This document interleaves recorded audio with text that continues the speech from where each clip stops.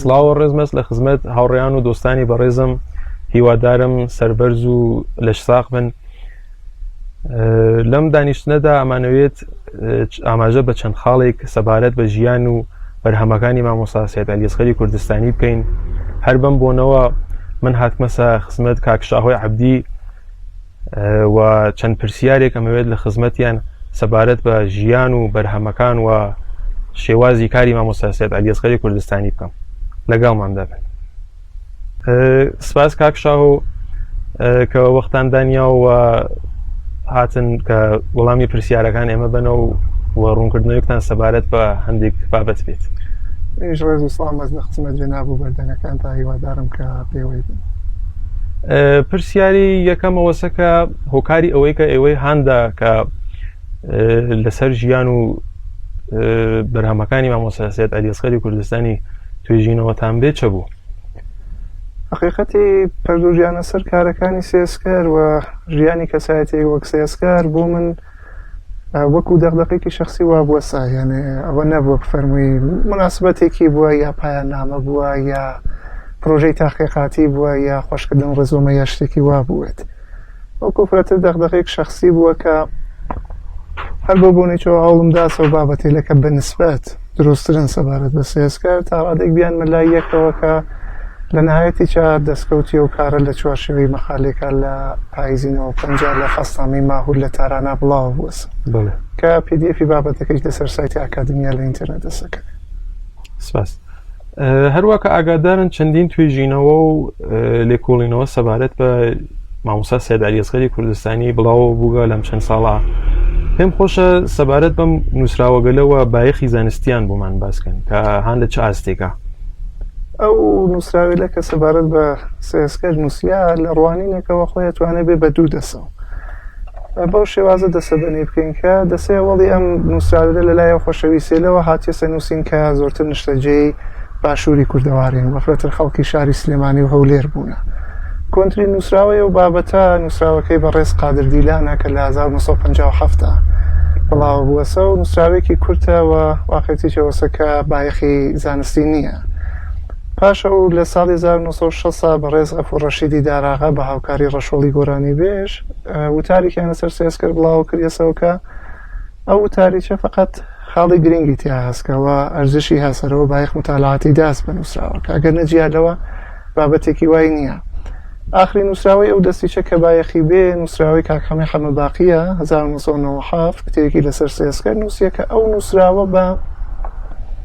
دوو هۆکارە و یا بە دوو خاڵ بەهۆی دوو خاڵەوەەوە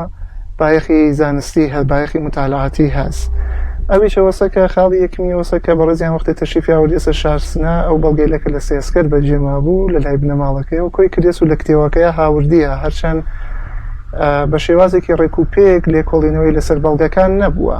جیا لەوە بەڵگەی کە دەستی کەوتیە فەرموویەکە ئەم بەڵگەیلە بە خەتی سێسکەرن لە حاڵێکە وانین هەتا لە شوێنێکە ئاماژاکەن کە وەختی خۆی یادی بەخێر بێ سالای بابا شابی دەفتەرێکی بۆ بەڕێزیان ناردیە کە لێنا سێسکەر بە خەتی خۆی کۆمەڵی بابەتی ئاینی ئەو سەردەمەی لەو دەفتەران نووسیە کە من لە نهایەتا وەختێکە بە لطف و محبەتێ بەڕێز کاک شارامێ بابا شابی کوڕسێلا سکەنێک لە دەفتەرەکەم دەستکەوت و معلوم بوو کە مەسەڵەن ئەو دەفتەرە چەند ڕساڵێکی دینیە هیچ ڕەبتێکی بەسەر سێسکەرەوە نییە. تۆزێک لە بەڵگەکان باش نەکۆڵینەسەوە بە ناخیان نەچوونەسە خوارەوە. خاڵی دوومیش کە ئەو بایەخی متالعاتیە بە نووسراوەکەوەسە کە بەڕێسیان دە ساڵێلا زەحمەتیان کێشاس ئەو سەحفێلە کە لە سێسکەر بەجێما بوو بەتایبەت لە مەنتەقەی موکریانە کۆیان کردێسەوە و ئیطلاعات و زانیاریەکیان سەبارەت بە سەحفەکان بەدەستە و داست کە ئەلبەتە لێنەی چاباز بەهۆیەوەیەکەوە کە بەڕێزیان شارەزای بواری دیسکۆگرافی نەبووە کەم و کۆڕی بە کارەکەەوە دیارە. بەڵام سەدەفای ئەوەوە سەرچاوێکە کە بایەخی زانستی هەست بۆ هۆکاری لەوە کە ئارزوم کرد لە خزمەتە. دەستەی دووەمی سەرچاوەکانی ئەو سەرچاوێکە زۆرتر لەلایەوە کەسێلەوە نووسیانەکە نیشتەجێی بەشی ڕۆژهەڵاتی کوردەواری بوونەوە بە تایبەت شاری سنا. کۆنترین ئیطلاعاتێکە کە هەستمان سەبارەت بەو نووسراوێلە بەو جۆرێکە کە یادی بەخێر بێ کاغەباسی کەمەندی خۆی گزارشی کردە بۆ ئێمە نووسیەکە ساڵی 57 لەلایەن سدا و سیماوە ماموریەتێکی پێدرێ بۆ ئەوەی کە توێژینەوەیەک سەبارەت بە سێسکەر ئەنجام بات کە لە نەهایەتا لە ساڵی 64 لە نامیلکێک ئەو بابەتیە بڵاوە کردێسەوە. واخێتەوەسە کە نووسراوەکەی بەڕێز کەمەندی بایەخی متالعاتی نییە، هەرچەند بەداخەوە لەم ساڵێلا وەکو سەرچاوێکی متمانە پێکراوە مامەڵی لە تەکاکریا. لە دوایەوە نووسراوەکەی بەڕێز بورهانی یازیە لە 1306 لە کتێبی ئاوێنی سنا کە بابەتێکی کورتی سەبارەت بە سێسکە نووسیە کە و بابەتێکە بایەخی زانستی نییە. پاش ئەوان لە ساڵی 1364 بەڕێز محەممەد ساڵحی ئیبراهیمی لە کتێوێکیانە ئاماژێکی کورتیان بە سێسکەر بوو و بابەتێکی کورتیان لەسەری نووسیە کەویش باس بایەخی متالعاتی نییە. لە پاشەوانەوە لە ساڵی 67 بەڕێز ئەنوەری ماماغە و فاروقی بۆرەکەی لە فەسنامەی لە گۆڤاری سروە ساڵی 67 شمارە 32 تاریکیان لەسەر سێسکەر بڵاو کرێسەوە کە ئەویچ بایەخی متالعاتی نییە. پاشەوان لە ساڵی 71 بەڕێز سێعلای بابەشابی و تارێکی بۆ بەشی حوزە هونەری لە تارانە نووسێ سەبارەت بە سێسکەر کە ئەویش باس ئەرزشی متالعاتیە بایەخی متالعاتی نییە. ئاخری وتارێکی چەکە باس سەبارەت بە سێسکەر نووسیا بەڕێز ڕەزازی لە ساڵ 72 وتارێکی سەبارەت بە سێسکەر بڵاو کرێسەوە کە ئەویش باس بایەخی متالعاتی نییە. لە تەنەشتەمانە کۆمەڵێک بابەتی پژوو بڵاو هەر سەبارەت بە سێسکەر نووسیانە چ لە بەشی باشوورە چ لە بەشی ڕۆژەڵاتی کوردەواریە، بەڵام هیچێکێکیان بایەخی متالعاتیان نییە وەکۆیەکە کە ئستنادی پێ بکرێت و استفادە بکرێت لە مەطلەبێکە کە لەسەر چاوەکان ئاماژەیان پێکردە. زۆر سپاس. بۆ دەستپێکی باسەکەمان پێم خۆشەکە بۆمان بفەرمونون کە مامۆستا سیاری ئەسغەر لە چه ساڵێک لەدایک ئەوێت و لە چه ساڵێکیش کۆچی دوایی یەکەن؟ سەبارەت بە ساڵی لەدایکبوونی سێسکەر و ساڵی وەفاتی بەهۆی ئەوەیەکەوە کە بە پێست ئستعلامی داری سەبتەخواڵی شاری سنا سێسکە شناسنامەی نەبووە و هەر بۆ بوونە و ساڵی لەدایکبوونی چی بۆ ئێمە دیار نییە کە بزانین لە چه ساڵێکە، چۆن وەختی کە شناسنامەیان دەرەهاورد لەو ساڵێلا لە ساڵ 1350 تقریبان بەڕاودا ئەنووسیا لە ناو شناسنامەکە لە چه ساڵێکە لەدایک بوونە. ئێستا تەقریبیش بووە لە زامان دەقیق نەبووە مەگەرەوەی کالا وەکو قەدیم لە پشت پۆرانە یا شتێترەوە ئەیان نووسی کە مناڵە لە چه ساڵێکە لەدایک بووە. چۆن شناسنامەی نەبووە وڵاتیوانە بەدەستەوە نییە. ئێمە لە ڕەوایەتە شەفاهیەکانە ئاماژە کریاس کە سێسکەر لە 1255 و 1260 لەدایک بووە. تەنیا قەرینەیەکە کە ها بەدەستمانەوە بتوانین بە پێ ئەوە سەبارەت بە ساڵی لەدایکبوونی سێسکەر قسە بکەین تەنیا ساڵی لەدایکبوونی کوڕە گەورەکەیە کە مناڵی گەورەیەکی بووە. کوڕە گەورەی سێسکەر یا بێژین سێولە لە ساڵی 1284 لەدایک بووە. لە نەتیجە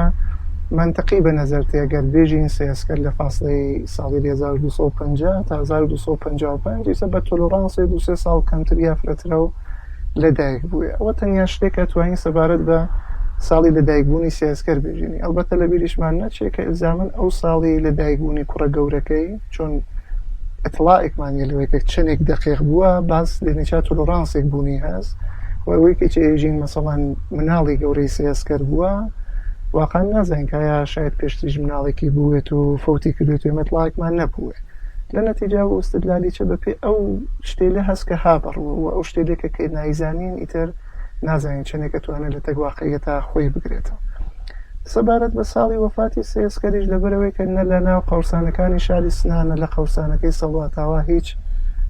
کێڵێک نییە کە بەسەریەوە ناوی سێسکەر نووسیاوێت و ئاماژەی کردوێ بە ساڵی وەفاتی بۆ ئێمە دیار نییە کە بەڕێزیان لە چه ساڵێکا فەوتیان کردیە. باز لە ڕەوایەتە شەفاهیەکانە ئاماژە کریاس کە سێسکەر لە ساڵی 1315 1316 و 1318 فەوتی کردیە. تەنیا قەرینێکی چەکە هەستمان بۆ ساڵی کۆچی دوایی سێسکەر تەنیا دەستخەتێک خۆیان لە ئاخری شاری جەنابی ناریەوە لەو بەڵگێلەکە کاکەمە حەمەباقی دەستی خستی لە لای بنەماڵی سێسکەرە و بەڵگەیە کەسکە لێنا شاری جەنابی ناری نووسیە کە سێسکەر لە ئاخری شارەکە و نووسیە کە ئەمە شاری مەرحوم ناریە. بە قەرینەیەوەی کە سێسکەر بە وشەی مەرحوم و جەنە جایگا ئاماژەی کردیە بە ناری و بە نەزەری شتێک کە ئیطلاعاتی سەبارەت بە شاعرەکان تا ڕادێک دەقیق بووە و هەروە نەبووە کە فەوتی کردوێت و ئەم پێشتر خەیاڵی کردوێت کە فەوتی کردیە. بە قەرینەیەوە تانین بێژین کە سێسکەر تا دوای کۆچی ناری لە حەیاتا بووە و بە پێوەی کە کەزانین ناری لە 1323 فەوتی کردیە ئەتوانین بێژین کە سێسکەر بە قەرینەوە باسەکە خۆی بۆمانی گزارش کردیە شێتە لانێکم ساڵی 23 لە حەیاتا بووێ. خاڵێکە سەبارەت بە ساڵی لەدایکبوون و وەفاتی سێسکەر بوونی هەز بە ئاماژەی پێ بکەین ئەوەسە کە کاک خەمە باقی لە کتێوەکەیە ئاماژاکات بە بەڵگەیەکە کە لای بنەماڵی سێسکەرەوە دەسی کەوتیە و لەو بەڵگای یەکێ لە کەسوکارەکانی سێسکەر مادە تاریخێکی بە شار وتیە بۆ وەفاتی سێسکەر کە بەڕێزیان بەپێ ئەو بەڵگا بۆ ساڵی لەدایکبوونی سێسکەر 1261 و بۆ وەفاتی سێسکەریش 15 بەهمەنی 1315 دیاری کردیە.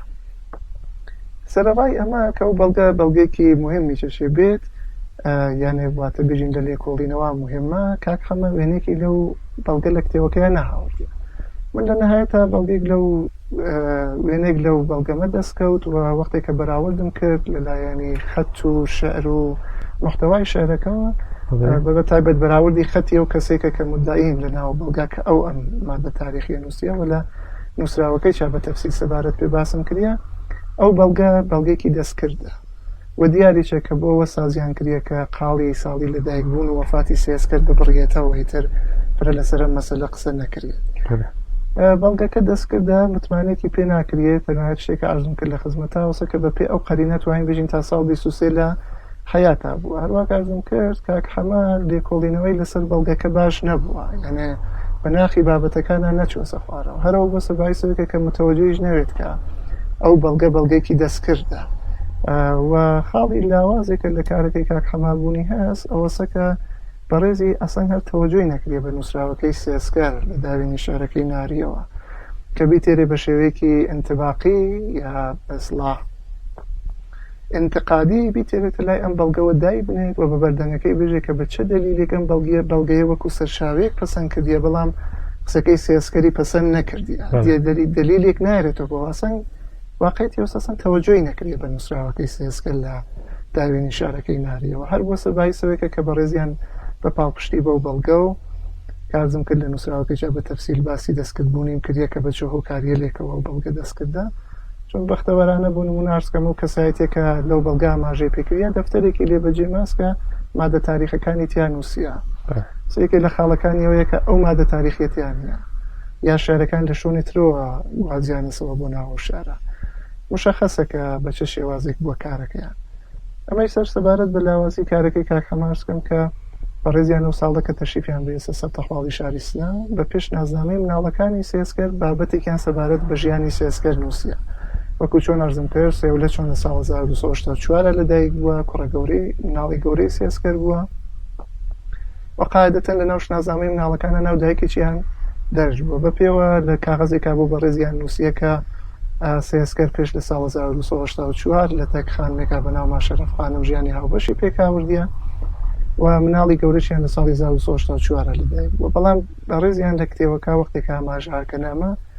ئێژن کە ئەم مەتڵاتێلە بە پێش نازنامەی سێسکەر دریا بە جەنابیان لە حاڵێکە ئەزم کردیش سێسکەر شناسنامەی نەبووە وەتڵاتێلە بە پێ شناسنامەی مناڵەکانی بۆ بەڕێزی نووسیاس. زۆر سپاس. کەواتە بە پێوتەکانی جنابتان کە ساڵی کۆچی دوایی مامۆستا سەیەد ئەسغەر دیار نییە شۆنی گۆڕەکەیشیان ڕوون نییە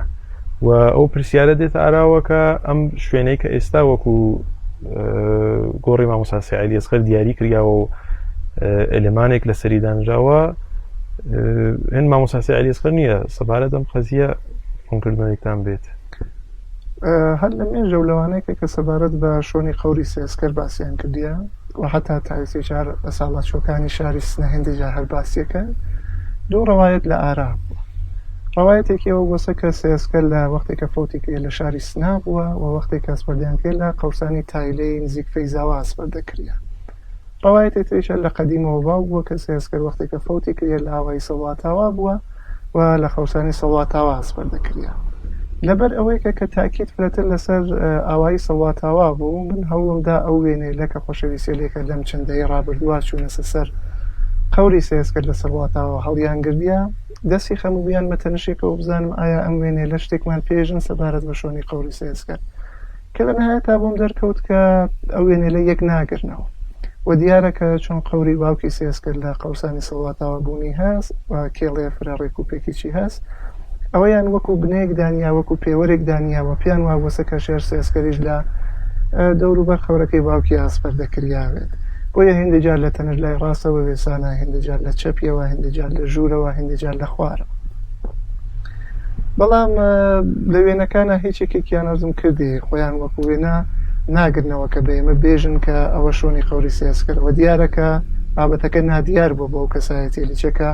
تا ڕادێک دەعایان بۆ سەبارەت بەوەی کە شۆنی قەورەکە ئازانن جار بۆسە کە کاکخەمەی خەمە باقی وەختی کە هاتیێتە شاریستنەوە و کوڕی سیاسکەری چاوپێکەوتی سێشراف کە کوڕی دووەمی سیاسکەر بووە یەک کەلیمەی سەبارەت بەو مەسئلە لە زاری بەڕێزیانەوە ڕەوایەت ناکەن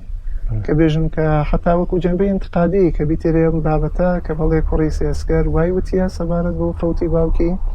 و ئەم قسە باتبەتەکە سەنگ سیاسکەر لە تایلا ئەسپەردەکریا لە قەورسانی تایلا ئەسپەردەکریا بە تواوەتی ڕادیەکاتەوە یا جەنبەی انتقادی یا شتێک حتا جار بۆسە وەختی کە چوونە سەر قەورەکەی سیاسکەر بە پێ فەرمودەی خۆیان لە کتێوەکە کاک بێروزی سەڵاتیان بردیە بۆی کە شۆنی قەورەکە باتە نیشانیان کە بە ڕێزی خەڵکی سەڵاتاوا بووە جار بۆسە کە کاک بێروزی سەڵاتی پێش لە کاکخەمە وەختێکە بەڕێز وەیدوڵا ئەیوبیانێکی بریێسە سەر قەورەکەی سیاسکەر و وێنەی هەڵگردیە شۆنی قەورەکان یەک ناگرنەوە لەو دوو تەسویر حتا لەو ساڵا کە کاکخەمە تەشریفی بریێسە سەڵاتەوە یادی بەخێر بێ کاکسۆرانی کوردستانیشە چووەسە سەڵاتەوە سەر قەورەکەی سیاسکەرەوە وێنێکی هەڵگردیە ئەویش باس خۆی ناگرێتەوە لە تەکەوە سێ وێنن فران وێنەکان فران وەلێ شۆنی قەورەکان ئەرزم کردی هێندەجار لە ژووری قەورەکەی باوک سیاسکەرەوە یا لە تەنشتی ئەوە وەکو پێوەردایانە حتا کاک ڕزای سەڵاتی کە نەتیجەی سیاسکەرە و لەم بابەتێلا باسەکات معموڵان بە فۆرموڵێ باوکم فەرمووی یا بێژین بە مقدمەی ئەتباریە باوکم فەرمووی قسەکەوەنە بەراو بەوەی کە بێژێت کە من شۆن قەورەکە ئازانم توێژێکی رادیۆیی یا پێش لەوەی کە قەورەی سەڵاتاوای جەحیا بکرێتەوە ئەیان فەرموو کە باوکم فەرمووی ئەم قەورەکەی سیاسکەرە ئەگەر ئەمە قەورەی باوکە سیاسکەر لە نەزەرا بگرین کاک ڕزای سەڵواتی هەم لە کلیپێکیە هەم لە بەرنامەیەکە کە شەبەکەی کورتسات سازی کرد لەسەر سیاسکەر و هات لە تەک بەڕێزیان و بنەماڵی سیاسکەرا قسەی کرد وەختێکاش لە قەورسانەکەی سەڵواتاوەشنە سەر قەورێکە هەلا ئەم قسمەتەوە لە قەورەکەی باوک سیاسکەر و ئەم قەورە بەناو قەورە سیاسکەر معرفیەکە بەڵام وەختێکە باسی ئەحیاکردنەی قەورەکە هاتە پێش تقریبا میترونیمێک هاتنە خوارەوە ئەم قەورێکە کە هالێرا بەناو قەور سیاسکەر معرفیان کرد و ڕووبانە سۆزیان خستە دەوری وتیانەمە قەور سیاسکەرە دلیلی چی مشخصە بۆ چە لێرە و هاتینە سێرە لەبەرەوەی کە کارێکە گەرەکیان و بیکەن ئەو قەورێکە کە لێرا بوو بەرجەوەنە و کاریە نەبوو لە نەتیجا و لەبەر خۆیانە وتیانە قەیچاکایسێک میترونیمێک بڕینە خوارەوە کە بەرجەوەنی هەزوە لێرا قەورەکە ئەحیا بکەینەوە بەناو قەوری سیاسکەر جال بەوسە وەختی وێنەکان تماشاکەین حتا و قەورەوەڵیە کە کاگڕەزا چوەسە سەری لە ناو وێنە قەدیمیەکانە هەر ئاسەواری دیار نییە و هەر بە نەزەر تێ کەسان قەورە قەدیمیەکیش نەبووێت و فرەتر لە دەهەی 60 بەروەم لا بووێکەوە قەورە پێکاتوێ یا کێڵیان بۆ دانیایە بنەوەیەک بۆیە شۆن قەورەکە نادیار بووە حتا ئەگەر لە تەواو وێنەکانە شۆن قەورەکەی سیاسکار یەکێک بووە و لە نەهایەتە لە تەک ئەو شۆنێکا کە لە ئاخرەوە هاوردیان ئەحیایان کردەوە خۆی بگردایەتەوە لەبەرەوەی کەکە و قەورە کێڵی نەبووە شێوەی زانستی و توێژینەوەی زانستی حکومی ئەکرد کە بە احترامێکەوە قەورە بدرێتەوە ئەسقانەکانی ببریە لە ئازمایشگا دیێنەیەکەی لە تەک دیێنەی ئەسقانی کوڕەکانی سیاسکەرا بەراورد بکرێ بۆیە کە متمانەیە پێک بێت کە قەورە هینی سیاسکەرە بەڵام ئەرزم کردی نەتەنیا وێنەکان یەکیان نەگرێسەوە بەڵکو هیچ کارێکی وا لە سەبارەت بە و دیاریکردنی و قەورە نەکریە ئەمە گەرگەرەکمان بێت لە دەلاقێکەوە تماشای بابەتەکە بکەین کە پێوەرەکانی زانستی بن واقعیەتی ئەوەسە کە ئێمە شۆن قەوری سیاسکەر نازن بەڵام لە تەنشتی ئێمە دەلاقەیەکی تر هەست کە و دەلاقان فرەتر پێوەرەکانی قەزاوەتی لێ ئەرزشی و ئەحساسیین لەو دەلاقە و بۆ چەنان شۆن قەوری سیاسکەر دیارە بۆ یەگەر تەشی بە ناوای سەڵاتاوالان قەورێک کەسکە بە ناوی قەوری سیاسکەر ئەحیا کریاسە و کێڵێک لەسەری هەست ساڵی لە دایکبوون و وەفاتی لەسەر نووسیا چون لەو ڕوانینەوە گشتەوانە دیارە وەجال بەوەی کە لەسەر قەورەکە و لە بانسەنگەکەەوە بۆ ساڵی وەفاتی سیاسکە بۆ ساڵی لە دایکبوونی سیاسکەر نووسیانە 1250 بەڵام لە تابلوێکە کە مشخصاتی و نەسبیان کرێ لەسەر ئەلێمانەکەی سیاسکەرە و پێم وابێت لە لای لێژنێکەوە بە ناوی چریکەی هەرمانە و کاریانە کردیا ساڵی 1260 بۆ ساڵی لەدایکبوونی سیاسکەر دیاری کردیە یانێ بە فاصلەی شاید 30 سنت دوو گزارشی جیاواز سەبارەت بە ساڵی لە دایکبوونی سێسکە لەسەر خەورەکە یابوونی هەست. دلیلی ئەمەچەوەسەکە لەو ڕوانینە و هەرکە بۆ خۆیەوە هەر کەسێ هەرچە حەزەکات ئێژێتیەوەی نووسێەوەکەوەی کە کەیسە چەند ساڵێکە تاتینە ناوڕاستمانی هاوین و پانزەی گەلاوێژی هەموردات بابەتێکیان هاوردێ ساراوە کە ساڵ ڕۆژی وەفاتی سێسکەر هیچ پێوەرێکی چی نییە بەڵام هاوردیانەوە هاوردیانەسە ئاراوە وەختەی ئەرزکەم لە خزمەتە ئەگەر بە شێوەیەکی ئەگەر بە پێوەری پێخۆشبوون بە پێوەری پێخۆشبوون تماشای مەسەلەکەکەین ئەگەر کەسێ پێخۆشەکە و خەورە هەر سەڵاتاوە بە قەوری سێسکەری بزانێت ئۆکەی خۆیە بەڵام حەق نییە وەکو زانست مامەڵە لە تەکە و مەطلەبا بکرێ لەبەرەوەی کەکە شۆنی قەوری سێسکەر و ساڵی لەدایکبوون و ساڵی وەفاتی بە شێوەیەکی زانستی تەبەیۆن نەکریاس. سپاس.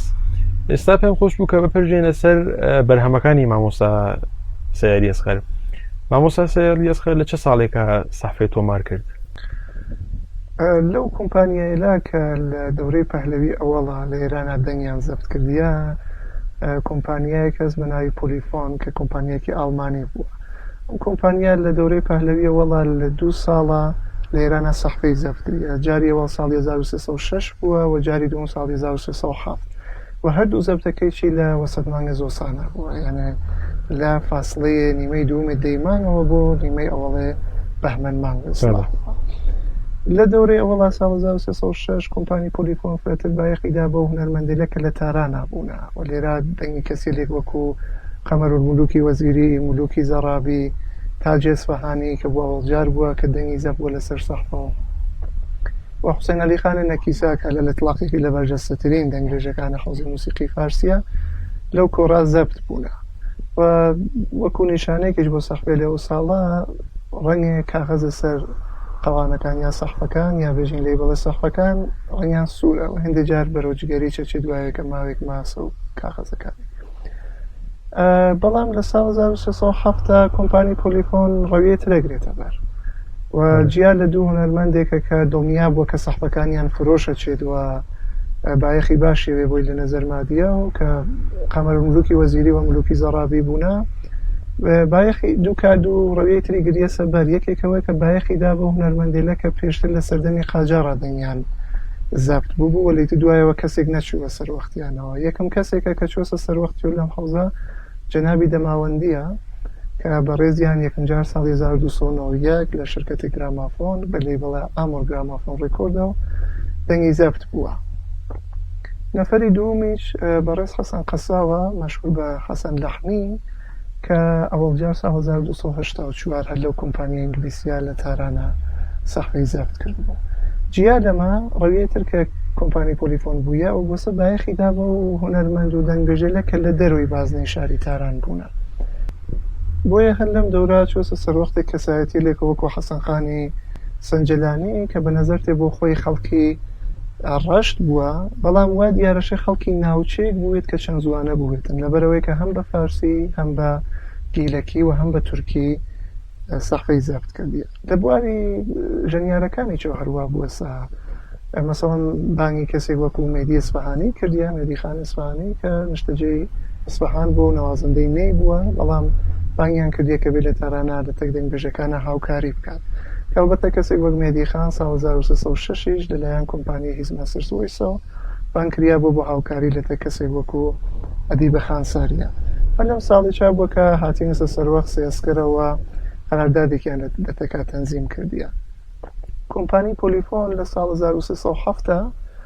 لە 29 شەهریوەری 1307 ئەوڵین ئەلام یا ئاگایی خۆی لە ڕۆژنامەی وڵاتیە وەختا بڵاوە کردیەسەوە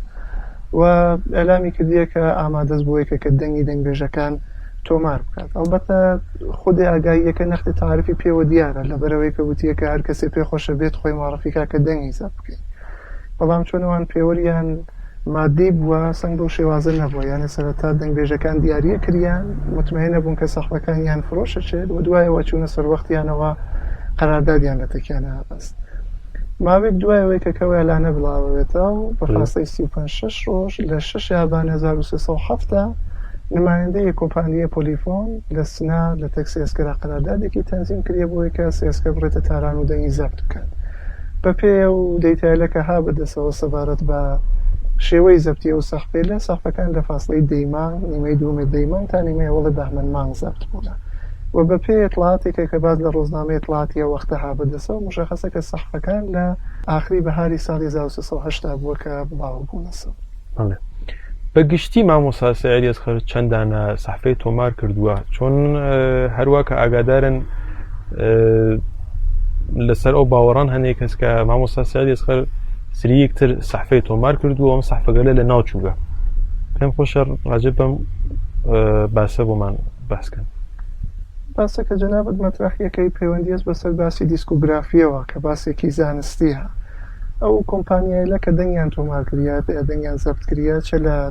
ڕۆژهەڵاتە چ لە ناوچەکانی دیکەی ترا مامەڵەن دوایەوە کە کاری زەبتی سەحفەیان تەواو بووە کاتالۆگێکیان لە تەواو سەحفەیە کە زەبت کردیە بڵاوە کردیەسەوە. کۆمپانیە پۆلیفۆن بۆ ساڵی 1306 کە بە زاینەکەیە چێتە ناو ساڵی 1928 ئەو کاریە کردیەوە کاتالۆگی و ساڵە هەست بەدەسەوە کە زاین چەند سەحفە زەبت بووەوە چه کەسایەتێک لەو کۆڕا بوونە بەڵام بەداخەوە ئەو کاریە بۆ ساڵی 1970 نەکردیە و فقط جزوێلێک فرە ناقصی سەبارەت بەو ساڵە بڵاو کردێتەوە کە تایمەش فقط یەک دانەی بەدەساتێکە لێنا ئاماژەیەکی کورتی شەز بە سێدانە لە سەحفەکانی سێسکەر. ئەو خۆشەویستێ کە کاری دیسکۆگرافیان کردوێت و شارزای و بارە بە نەزانم کە هەر بەو بوونە و باسی دیسکۆگرافیە سەفاز لە پۆلیفۆنی ساڵی 1970 بۆ خۆی خەلایەک بووە لە حوزەی دیسکۆگرافیە من بۆ خۆم بۆی کە تا ڕادێکە و خەلا جبرانەوە بکرێتەوە هەوڵمدا بە هاوکاری ئارشیڤداریەل و مەجموعەداریەل و کولکسیۆنەریەلی سەحفە دیسکۆگرافیەک لە سەحفەیەکە لەو ساڵا کۆمپانی پۆلیفۆن زەبتی کردە بەم بەدەستەوە کە دەستکەوتیەوەی چ لە نەهایەتا لە چوارچێوەی مەقالێکە لە فەسڵامی ماهول لە پاییزینەوە هەفتە بڵاو بۆسەوە کە PDF و بابەتیجا لەسەر سایتی ئاکادمیا دەسەکەوێت بە پێوەری دیسکۆگرافی کە بابەتێکی زانستیە سێسکەر لەو کۆڕا لە کۆمپانی پۆلیفۆنە 15 سەحفەی زەبت کردیە لەم 15 سەحفە 13 سەحفەی دەستکەوتینە دەنگیان هەڵگیریاز بۆ بڵاوە بوونەسەوە بەڵام 2 سەحفەیان تا ئیمڕۆ دەست نەکەوتینە و بەهۆیەوەیکەوە کە کۆمپانی پۆلیفۆنیش لە شەڕی دووما بەتواوەتی لە ناوچووە فقط دەتوانین هیوایەوەمانە بێت کە ڕۆژێک لە ڕۆژیە لەو سەحفێدا لە ماڵەچەیەکە یا لە ئارشیوێکە دەرکەون و بتوانین دەنگیان هەڵبگرین و بڵاویانەوە بکەینەوە. نوکتێکە کە سەبارەت بە سەحفەکانی سیاسکەرەشێ لە بەرچاو بگیرێت ئەوەسە کە سەفحەیەک وەکو نەوارە کاسە دوو تەرەفە هەست هەر وەک چۆن نەوارە کاسە مەسەڵ نەوارە 1 ساعت هەر تەرەفی نیم ساعت دەنگ هەڵەگرێ سەحفەی گرامافۆنیش دەقیقەن بەو شێوازە وەسە ئەو سەحفێلێکە کە سێسکەر دەنگی لەبانی زەبتکردە مەحدودی سەوتی هەر یەک تەرەفی ئەو سەحفێلە حەدەکسەر 4 دقەس کە متەخەسیس لە زەبتی سەوت و شتە لە نەهایەتە بەخاتەوەی کە مشکڵێک پێشنێت لە زەبتی بەرنامەکانیانە و بە هاوکاری هونەرمەندەکان قەتەکانیان جۆرە زەبتکردی کە معموڵەن 10 تا 15 سانیە و هەندێک جار 20 سانیە ئاخری سەحفەکان خاڵیە لەبەرەوەی کە مشکڵێکیان بۆ پێشنێت لە زەبتەکە کە ئیسە قەتەکە توولانی تر بێ لە مودەی ئەو وەختەکە هەسی و سەحفە بۆ زەبتکردنی دەنگەکە لە نەتیجە هەروە سەحفێک لە سەحفەکان سێسکەر حەدەکسەر 4 دقە توانێت زەبتکە وەڵی وەختێکە دەنگەکانیان هەڵگردیان چۆن گۆرانیەکە کە لە دیوی دومی سەحفەکان ناخوێن یا سەر ئەدامەی دیوی ئەوەڵی سەحفەکەس وەختی دەنگەکانیان هەڵگردیە ئەو دوانیانە یاسە تەنژ یەکەوە بۆیە فرە کەس کە ئیسە گۆرانیەکان بچکات متوەجێ ناوێت کە ئەو گۆرانیە لەکوێنە خەتەوێت وەچێتە ڕووی دوومە وایسە قەتێلەکان ئیترین سەحفە کامڵەکان قەتێلەکەن کە معموڵەن 7 دقە تا 7 دقە و 20 سانیان کە لە سێسکەر بەجێما ئەمەش ئەرزکەم کە چەند ساڵێکی پێش لە ئێستا خۆشەویستێکی خەڵکی سنە زاهرن بە هۆکاری مادیە و دقیق بۆ مەڕۆشن نییە باسێکی ئاودیە ساراوە کە بەڵێ کۆمپانی پۆلیفۆن توانیە پەیوەندی پیانەوە بگرێت و ئابەشۆنەوەیکەوە بودجێ بگرێت و بڕێم سەحفێ لە بێرێتەوە لە حاڵێکە قسە هیچ ئەساسێکی نییە وەگەر کۆمپانیە پۆلیفۆن بە جێبمای سەرەتا سەحفەکانی خۆیانی باس تەولید دەکردەوە نەکەوێت کە خۆیانیش مەجبور بن بڕن لەبان سەحفێلێکەوە کە تەولید کریا بڕن دوارە دەنگەکان هەڵبگرنەوە سەحفەی ئەسلیان لێ بگرن. سەبارەت بە شعری گۆرانیەکانی مامۆستا سەعید ئەسخەر بۆمان باسکەن کە لە شعری چه شاعرگەلێک کەڵکی وەرگرتووە؟ سەبارەت بەو شعرێلەکە سێسکەر لە کارەکانی خوێندیە باس ئەتوانین جیاوازی خینە نێوانە و شعرێلەکە لە ئاوازەکان خوێندیە لە تەکە و شعرێلەکە لە تەسنیفەکان خوێندیە سێسکە لە خوێندنی ئاوازە بێستثنایە و قەتەی غەمەنگیزە کە شعرێکی عروزی خوێندیە فرەتر تاکیدی لەسەر شعری سنەتی ئەدەبیاتی گۆرانیە هەورامی بووە کەیسە خۆی باسێکی مفەسڵ هەوە و لێنەیچا تاکیدی لەسەر شعرەکانی جەنابی مەولەوی بووە. سەرەڕایەوەی کە شعری سەحفەی سێگاکە سڵای زێڵ و بەم زەنگ دڵمەکامات یا زەردی ئێمە و ئەو زەردی خەزانان تا ئیمڕۆ لەو نسخە خەتیلا کە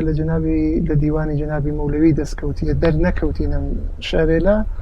بەڵام لە بواری مختصاتی شاریەوە هەر لە شاری جەنابی مەولەویەکەن. ئەمە بە پێ و قەرینە ئەرزەکەم کە احتمالی هەست شاری جەنابی مەولەوی بێت، چۆن سێسکەر لە بەڵگەی کاکە وەختی خۆی بۆ کومەیتێ انتزاماتی تارانی نووسێکە چه شاریەلێکی لە سەحفەکان هەخوەندیە لەبەرەوەی کە بابەتی سیاسی نەوێ بابەتی ئەهانەت و ئەو جۆرە شتەیە پێوەنەوێت ئەو شارێلەکە کە لە سەحفەکان هەخوەندی گزارشی کردیە بۆ ئێمە. وا دیارە کە سێسکەر لە سەحفەی دووەمێکا کە خوێندیەوە تا ئەمڕۆژ دەست نەکەوتیە کە دەنگی هەڵبگیرێت شعرێکی خوێندیە کە بە پێوەی کە لە شارەکە تەخەلوسی مەعدوم هاتیە مشخصە کە شعری جەنابی مەولەویە، بەڵام حتا ئەو شعریچە لەو نسخە خەتیلا کە تا ئیمڕۆ دەستمان کەوتێ لە دیوانی جەنابی مەولەوی دەرنەکەوتیەوە نیشانات کە ئێمە هێشتا دیوانێکی چۆپڕ و تواومان لە دیوانی مەولەوی بەدەستەوە نییە کە بتوانین بڕیاری آخر بین لەسەرەوەی کە ئایا ئەو دوو شعریچە هین جەنابی مەولەوینیانە، بەڵام لە بواری مختصاتی ئەدەبیەوە ئەگەر تماشای لێکەین لە تەک شعری جەنابی مەولەویە خۆیان نەگرنەوە. تەنیا شارێکە کە سێسکەر خوێندیە وابەستە بە سونەتی ئەدەبی گۆرانی لە ناوازەکانەوە لە بواری مختصاتی ئەدەبیەوە فەرقەکە لە تەک شعرەکانی جەنابی مەولەویە ئەو شعرەسە کە لە سەحفەی هومایونەکە خوێندیە کە ماوەیەک پێشستا بەڕێز دکتۆر بەهمەنی کازمی نوسخێکی خاوێنی لێ بڵاو کردەوە. ئەو شعرە نادیار بوو کە اینجا شاعرێکە تاوەی کە من چەند ساڵێکی پێش لە ئێستا خەریک ڕوانین بۆ ئسکەنی نوسخێکی خەتی بوو هین مربوط بە شاری سنە و دەوروبەری کە کۆمەڵی شاریتیا بوو کە ئەسلی نوسخەکەی لە کتێبخانەی مەجلیس پارێزیێت کە بەڕێکە و تووشی ئەو شعرە هاتم و دەرکەوت بووم کە ئەو شعرە شعری ڕەفیقێکی خودی سێسکەرە بە ناوی میرزا نادر کە بە پێ و بەڵگەیەکە لە سێسکەر بە جێماسە و پێکەوە نامەیان ناردیە بۆ یەکترین و نامەکانی سە هەست بەدەسەوە. احتمالاً میرزا نادر وەکو میرزا سەدوڵای قادرمەردی ڕەفیقی دیکەی سێسکەر خەڵکی یەکێک لە گوندەکانی دەوروبەری شاری سنە بووێت کە من وەختی خۆیی بابەتێکی کورتم لەسەر مەسەلە نووسی و بۆ فەسنامەی کەشکۆڵ لە مەهابادا ناردم کە سەرڕایەوەیکەکە ویراستاریش کریا بەڵام بڵاوە نەبووە. ئەمە بواری ئاوازەکانی یانێ شارێلێکە لە ئاوازەکان خوێندیە لە شارێلێکی چەکە لە تەسنیفەکان خوێندیە چەندانێک لەو تەسنیفێلەکە لەسەر شاری دەبڕگەی پێکاتینە جیا لە چەندانە شاری فولکلۆر هەم دیسان هەر لە شاری جەنابی مەولەوی استفادەی کردیە. لەو تەسنیفێلی چاکە لەسەر شاری ئەروزی پێکاتینە سێسکەر لە شاری چەند شاعری جیابەجیا کەڵکی وەرگریەوە استفادەی کردیە وەکو جەنابی مستەفا باگ وەکو تاهر بەگی جاف وەکو جەنابی وەفایی حەرێق ئەختەر ئەحمەدی کۆر و فکری مەسەڵەن کوان ڕەفیقانی تەرێقەت دەردی عشقم چارەکان کە سێسکەر بە شێوەی ئەی ڕەفیقانی تەرێقەت خوێندیەسەوە لە ئەستا شاری جەنابی مستەفا بەگە کە جەنابی فکری لەسەری پەنج خشتێکێکی دانیاست کە بەداخەوە هەندێجار بە هەڵە بە شاری فکریش پێناسەیەکەن، بەڵام ئەوەی کە سێسکەر خوێندیەسە و مربوطە بە شاری فکری ئەو مسرە ئەسە کە ێژێت لێگەڕێن بابم کوژێ قوربانی پەیکانی دەبم بە پێ نسخە خەتیەکان ئەوە مربوط بە فکریان. ئەمانە تا ڕادێک گوێ من نیشانیان کە سێسکەر ئاشنایەکی باشی لە تەک ئەدەبیاتی کوردیا بووە لە ناو بەڵگەی چاکە لە سێسکەر بە جێماسە و لە ئوردیبەهشتی 1309 تایبەتەن شارێکی جەنابی مصباح و دیوانیان بۆ بەڕێزیان ناردیەکە و شعرە مەشهورەی بەهاران چ مەحزوم دەناڵێنێ بڵبڵە کەوە تەسنیفێکی تایبەتی چی هەست کە یەکەم جار مەڵاکەرینی سابلاغیە مەهابادی لە ساڵی 1370 لە کۆمپانی ئۆدیۆن لە بەغا زەبتی کردیە. هەروە کاردێکم کرد یەکێک لە بەڵگەکان شاری جەنابی ناریە کە لە داوێنی سێسکەر نووسیە مەشەری مەرحومی ناریە. بە نەزەر تێت کە جیا لە خودی سێسکەر کوڕە گەورەکەی چیسەیە و لە تا ڕادێک ئاشنایی لە تەکە دەبیاتی کوردیا بووێت. بەو قەرینە ئەرز دەکەم کە لە ساڵی 24 غەزەڵێکی جەنابی مستەفا بەگی ناردیە بۆ هەفتەنامەی کوردستان لە تارانەکە لە 22 بەهمەنی 1324 لەو هەفتەنامە بڵاو بووەسەوە. ئەمە کۆی شتێ دەسە کە سەبارەت بە شێعرەکانیشی تاڵین. سپاس. بەڕێز عباس کەمەندی لەو نووسراوێتە کە لەسەر مامۆستا سعید ئەسغەر بڵاوی کردووەتەوە لە بەشێکدا ئاماژە بەوا کات کە ناونیشانی ژەنیارانی کە هاوکاریان لەگەڵ سعید ئەسغەر کردووە بۆمان دیار نییە و ئەگەڕێنێتەوە کە بە پێی وتەکانی سەی ئەولە کوڕی گەورەی مامۆستا سعید ئەسغەر کە لەو کاتەدا 70 ساڵ تەمەنی بووکە مامۆستا سعید ئەسغەر بەردەوام باسی دوودانە ژەنیارەکە یەکێکیان کەماڵی تارژەن و حەسەنی کەمانچەکێش بووگە کە وا دیارە لەگەڵی هاوکاریان بووگە و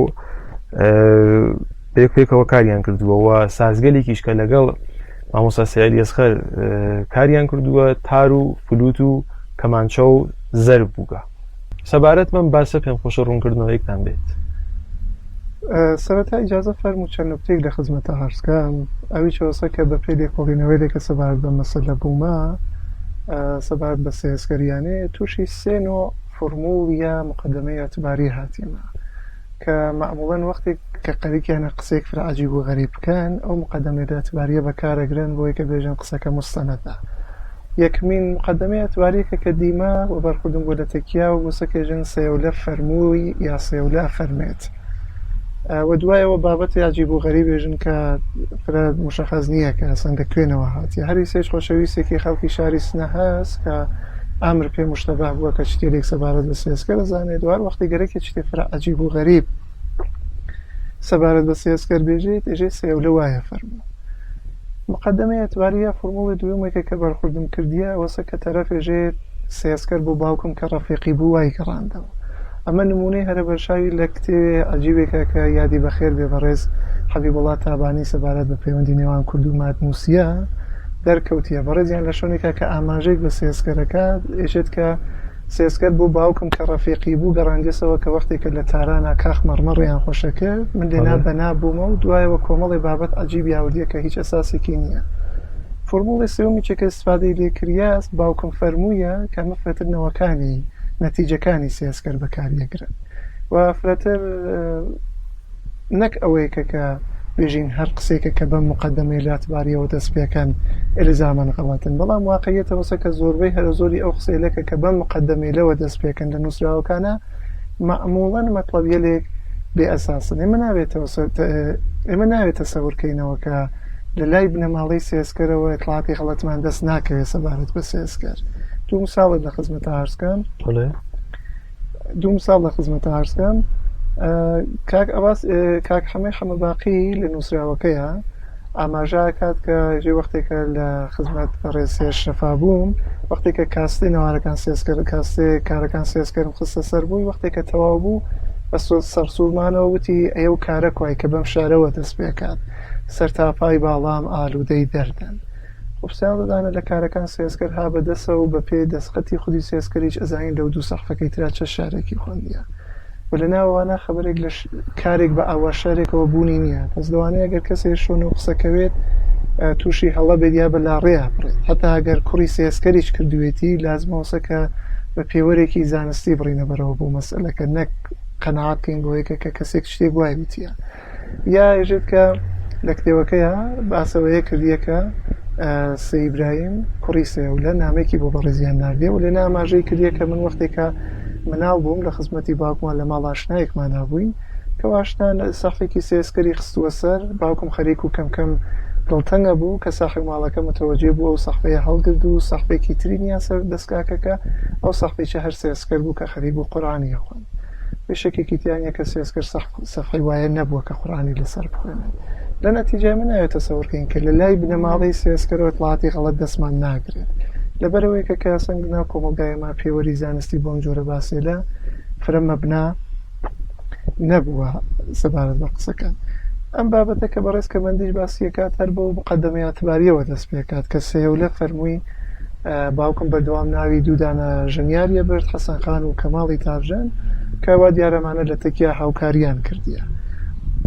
ئەمە شای نمونەی باشێک بە هەر بۆ توێژینەوە لەسەر و مەسەلەکە ئارزوم کرد لە خزمەتە لە ناو تەواوێ ئەو ژەنیاریە لێ کەمانچا کە ئیطلاعاتێک چڕوپڕ سەبارەت پیان لە سەردەمی فەقەدی شەیخ قاجارەوە تا دەوڵەی پەرلێوی ئەوەڵها بەدەسەوە ژەنیارێک کەمانچە بەناوی حەسەن خان بوونی نییە یان لانیکەم ئەگەریش بووێت لە دنیای واقع لە هیچ یەکێک لە سەرچاوەکان و نووسراوەکان و سەحفێلێکا کە زەبت کریاس کەسایەتێک بەناوی حەسەن خان بوونی نەبووە ڕۆحڵڵا خالقی لە کتێوێکا کە سەبارەت بە مێژووی موسیقی نووسیا وێنێکی لە ژەنیارەکانی دەرباری ناسری دانیاز کە یەکێک لە کەمانچە ژەنەکانی بەناوی حەسەن خان ناساندیە. سەرڕایەوەی کە توێژینەوە تازەکان بە ڕێکوپێکی نیشان هات کە ئەو ئاماژەی بە ڕێز ڕۆحڵڵا خالقی ئاماژەیەک غەڵەت بووە، بەڵام ئەگەر فەرزکەین کە ئەو کەسایەتی هەر حەسەن خانێکی ناو بووە، ئەو حەسەن خانە لە سەردەمی ناسریە فۆتی کردەوە هەر بە سەردەمی مزەفەریش نەگەیە. احتمالێتر کە توانین سەبارەت بەم ناوە مەترەحیکەینەوەسە کە بێژنەمە احتماڵان منزوریان حوسێن خان ئیسماعیل زادە بووە کەمانچە ژەنی بەناوبانگی ئەواخری قاجار و دەورەی پەهلەویە ئەوڵ. باز ئەگەرم فەرزیچە دابنی مشکڵێک کە بوونی هەسەوەسە کە حوسێن خان ئیسماعیل زادە جاریەوە لە ساڵی 1291 بان کریاز بۆیکە کە لە تەکدەنگبێژەکانە هاوکاری کات کە لەو ساڵا لە تەکەسیلێک وەکو جەنابی دەماوەندی ڕۆحڵڵا سمسار و حاجی محەممەد خانە هاوکاری کردە بۆ ژەنیاری. جاری دوومیش کە بانیان کردیە لە دەورەی پەهلەوی ئەوەڵا بووە لەلایەن کۆمپانیە فەڕەنسەویە پەتە یا پاتا کە لەو دەورێکا جیا لە چەند دانەکارێکە سۆلۆ سەرتی کرێ بژین تەکنەوازی لە تەک دەنگبێژێلێک وەکو عەبدوڵای حەجازی ئەبوڵحەسەنی سۆحانەکی و ئێران و دۆڵەی هێلێنا هاوکاری کردی. پس ئەو ژەنیارە قەتەن حوسێن خان ئیسماعیل زادەش ناتوانێت بێت و هەروە کارزم کردی ئەسان سێسکە لە زۆسانی 1370 لە کۆمپانیە پۆلیفۆنا بووە کە دەنگی زەفت کردیەوە سەنگ لەو دەورە حوسێن خان ئیسماعیل زادە بوونی نەبووە. خاڵی سەرنجڕاکێش سەبارەت بەم بابەتە ئەوەسە کە دیارەکەم بابەتە بەپێ ئەوە خۆشکریاز کە ئەو سازارشەیەکە لە کارەکانی سێسکەرا بوونی هەست بە کەمانچە پێناسە کردە، بەڵام واقعێتەوەسە کە ئەو سازە ڤیۆلۆنە و ژەنیارەکەی تا ڕادێک دیارەکە موسەخانی نەیداودا. لێرا دیارەکە قسە ئەم چیرۆکە بەپێ تێگەینێکی هەڵە لە نۆعی سازێکە کە بە کارگیریاز لە ئەساسەوە پێکاتیەوە هەر بۆ بۆنێکەوە مشەخەسە کە ناوی ژەنیارەکان ناتوانێت دروست بێت سەبارەت بۆ شتێکە کە لە زاری سەیە و لەو خەریکن ڕەوایەتیەکەن. پێش لەوەی کە باسی تاژەنەکە بکەم چون ناوی عەبدوڵای حەجازیم بردە و نوکتێشە لە خزمەتە هەرچکەم کە بەپێ ئەو کەسێلێکە کە عەبدوڵای حەجازیان لە نزیکەوە دیە وەکو بەڕێز حاتەمی ئەسکەری. عەبدوڵای حەجازی بۆ خۆی یەکێک لە کوردیەلێک بووە کە لە مێژە بووە دوور کەوتێسەوە لە کۆمەڵگای کوردەواریوە لە ژینگەیەکی فارسنشی ناپەروەردە بوو، یەکێک لە شارەزاکانی بواری موسیقی فارسیش بووە و یەکێک لەو تاکە کەسێلی چێ بۆ سەکە لەسەر سەحفەوە قورئانی زەبت کردیە. خاڵی سەرنجڕاکێش سەبارەت بە کارەکانی عەبدوڵای حەجازی وەسەکە ئاوازێکی لە شورا خوێندیە لە کۆمپانیە پەتە کە بەو شەرێ مەسوورێر دڵانەوە دەست پێکات بچینە زولفت و یەک کاڕێوان دل افتاده شەبەست و قافل غافل به منزل افتاده. کە باش بێژم کە کۆمپانیە پەتە لە ساڵی 1306 بۆ 1307 دەنگی زەبت کرێ لە تارانە وەسەن وەختەکەیکی جیاوازە لە تەک وەختێکا کە سێسکەر سەحفەی زەبت کردیە. بەڵام بینە سەر تارژەنەکە لە ناو تارژەنیەلێکی جا لە سەردەمی فەتعەلیشای قاجارەوە تا دەورەی پەهلەوی دووم ناویان هابەدەسەوە تەنیا کەماڵی تارژەنێکە کە ئیناسیم خۆشەویستێکە کە لە دەورەی پەهلەوی دووما سەری هەڵاوردیە و ژەنیاری کابارا بووە و بە پێ شتێکە کە لەسەر چاوەکانە نووسیاز سوسەن یا گوڵەندامی تاهیرخانی کە متەوەل لە 1390 بووە وەختێکە چێتە تاران و پای بە کابارا بازەوێ لای کەماڵی تارژەنە هێندێ تالیما سەرەتایی موسیقی گردیە. لێرەچا دیارەکە و ژەنیارەکە لەو وتا باسی لێکریا ئەساسا هەر پەیوەندی بەسەر سەردەمی سێسکەرەوە نییە. ئەرزم کردی قسەکە هەر لە بنەماوە قسێکی ئەساسدارێک نییە کە تایسەتەوە قۆمان بێت کە ناوی ژەنیارەکان یا کەسایەتیەکانی تر بتوانێت حقیقەتێکی چی بێت یانێ ما بەزای حقیقیچیان بێت لە تەککاری لێکا کە سێسکەر کردیە. ئەو شتێکە کە لێرە ئەوێتە پرسیارەوەسەکە بۆچە لەناو ئەم گشتە ژەنیارە ئەو کەسێکە و چیرۆکی خۆشکردیە ئاماژەی بە کەماڵی تارژەن کردیە. بە نەزەر تێت کە ڕەبتی بەسەر مەسەلە و بکە لە خزمەت تارژەکەم لە دەهەی چ لە ئاهەنگسازێک بەناو ڕەشید مرادی ئاهەنگێکی خۆشکردیە بەناوی کەماڵی تارژەن کە بەم شێرەوە دەست پێکات کەماڵی تارژەنم تاڕەم شکەستێ. لەو ساڵا دەنگبێژێک بەناو حوسێنی موافەقم قەتەیە لەسەر سەحفەی لە 45 دەورە ئەو دەورە و زەبت کردیە بڵاوی کردیەسەوە بە پێ شتێکی چێکە سەبارەت بەو سەحفە نووسیازێکی لە سەحفەیەک بووە کە فرە بەرەی سەندی و ئیسلاح قوڵی کردیە. من بۆ خۆم هەر لە شاری سنا لەلایەوە کەسێلا کە ئارشیوی سەفحەیان بووە یا سەفحەیان کەوشتێ چەند جارێک تووشی و سەحفە هاتیمە بە ناوی سەحفەی کەماڵی تارژەن. بە نەزەر تێکە و کەسێکە و چیرۆکی خۆش کردیە کە احتماڵەن ئەم سەحفەیە ژنەفتیەوە پێوا بۆسە کەشی کەماڵی تارژەن تارژەنێکی بەناوبانگ بووێت هەر بەو بۆنەوە وتیە خۆبیسەکە قەرارە سێزکەر تاریف کەسێ باتەوە چه کەسێک حاصل لە کەماڵی تاژەن کەیسە تەسنیفەکەیکی ناسراوە. ئەمە کۆیوانەی سەبارەت بە نووسراوەکەی بە ڕێزکەمەندی بە پێ ئەو شتێکە کە لە ئەو ساڵە لە زەبتی کۆمپانی پۆلیفۆن هابەدەسە و چۆن لەسەر ساحەکان بە تواوەتی ناوی ژەنیارەکان نەنووسیا فقط لەسەر ڕێک لە ساحەکان بۆ کە ناویان نووسیاس مشخصە کە ژەنیاری تارەکە مرتزاخانی نەیداوودە، ژەنیاری ڤیۆلۆن موساخانی نەیداود برای مرتزاخانە، ژەنیاری فلوتێکە لە تەک قەمەرولملوکی وەزیریە هاوکاری کردیە یاعقوبخانە ڕەشتیە و ژەنیاری نەیج مێدیخانە نەوایی ئیسفەهانیە کە لە تەک دەنگبێژەکانە هاوکاری کردیە. جیا لەمە هیچ زانیاریەکتر سەبارەت بەوەیەکە کە ژەنیارێتر لەو کۆڕا بەشدار بوێت بەدەسەوە نییە و لە بواری ئوسلوبی ژەنیاریشەوە هیچ شتێک جیا لە ئوسلوبی برایلی نەیداود لە سەحفێلێکا چە تەک سەیسکەرە چە تەک جەنابێ دەماوەندیا یا حەسەن فەساوە یا کەسایەتەکانی ترا زەبت بووە بوونی نییە کە ئێمە بخاتە شەکەوە بژین کەسایەتێکی تریش لەو کۆڕابوونی بووە. سپاس. هەروە کاگادارن سەبارەت بە ڕوتی پەروەردەبوونی مامۆستا سەیسکەر و ئەوەی کە چۆن فێری موسیقا بێت چەندین ڕوانگە و بیرروبۆچوون و تێبینی هەیە. وەکو وێنە بەڕێز عەباس کەمەندی باس لەوا کات کە لەو کاتەدا کە عارفی قەزوینی دێت بۆ کورسان و ماوەیەک لێرە ئامێنێتەوە چاوپێکەوتنیانە بێت لەگەڵ سەیسکەر و مامۆستا سەعید ئەسغەر فێری موسیقا کات و هەوڵ ئەدات کارەکانی مامۆستا سەعید ئەسغەر لە چوارچێوەی ڕەدیفی موسیقای ئێرانیە پێناسە بکات. ڕوانگەی دووم ڕوانگەی کاک حەمەی حەمەباقیە کە باس لەوە ئەکات کە گۆگرانیەکانی سەعید ئەسغەر پەیوەندیان لەگەڵ ناوچە کوردیەکانەوە هەیە بەڵام کاتێکە نەختێک ئەڕینە ناخی باسەکەەوە ئەبینین کە شتێک دەستمان ناگرێت و بە باشی نەیانتانیگە ئەو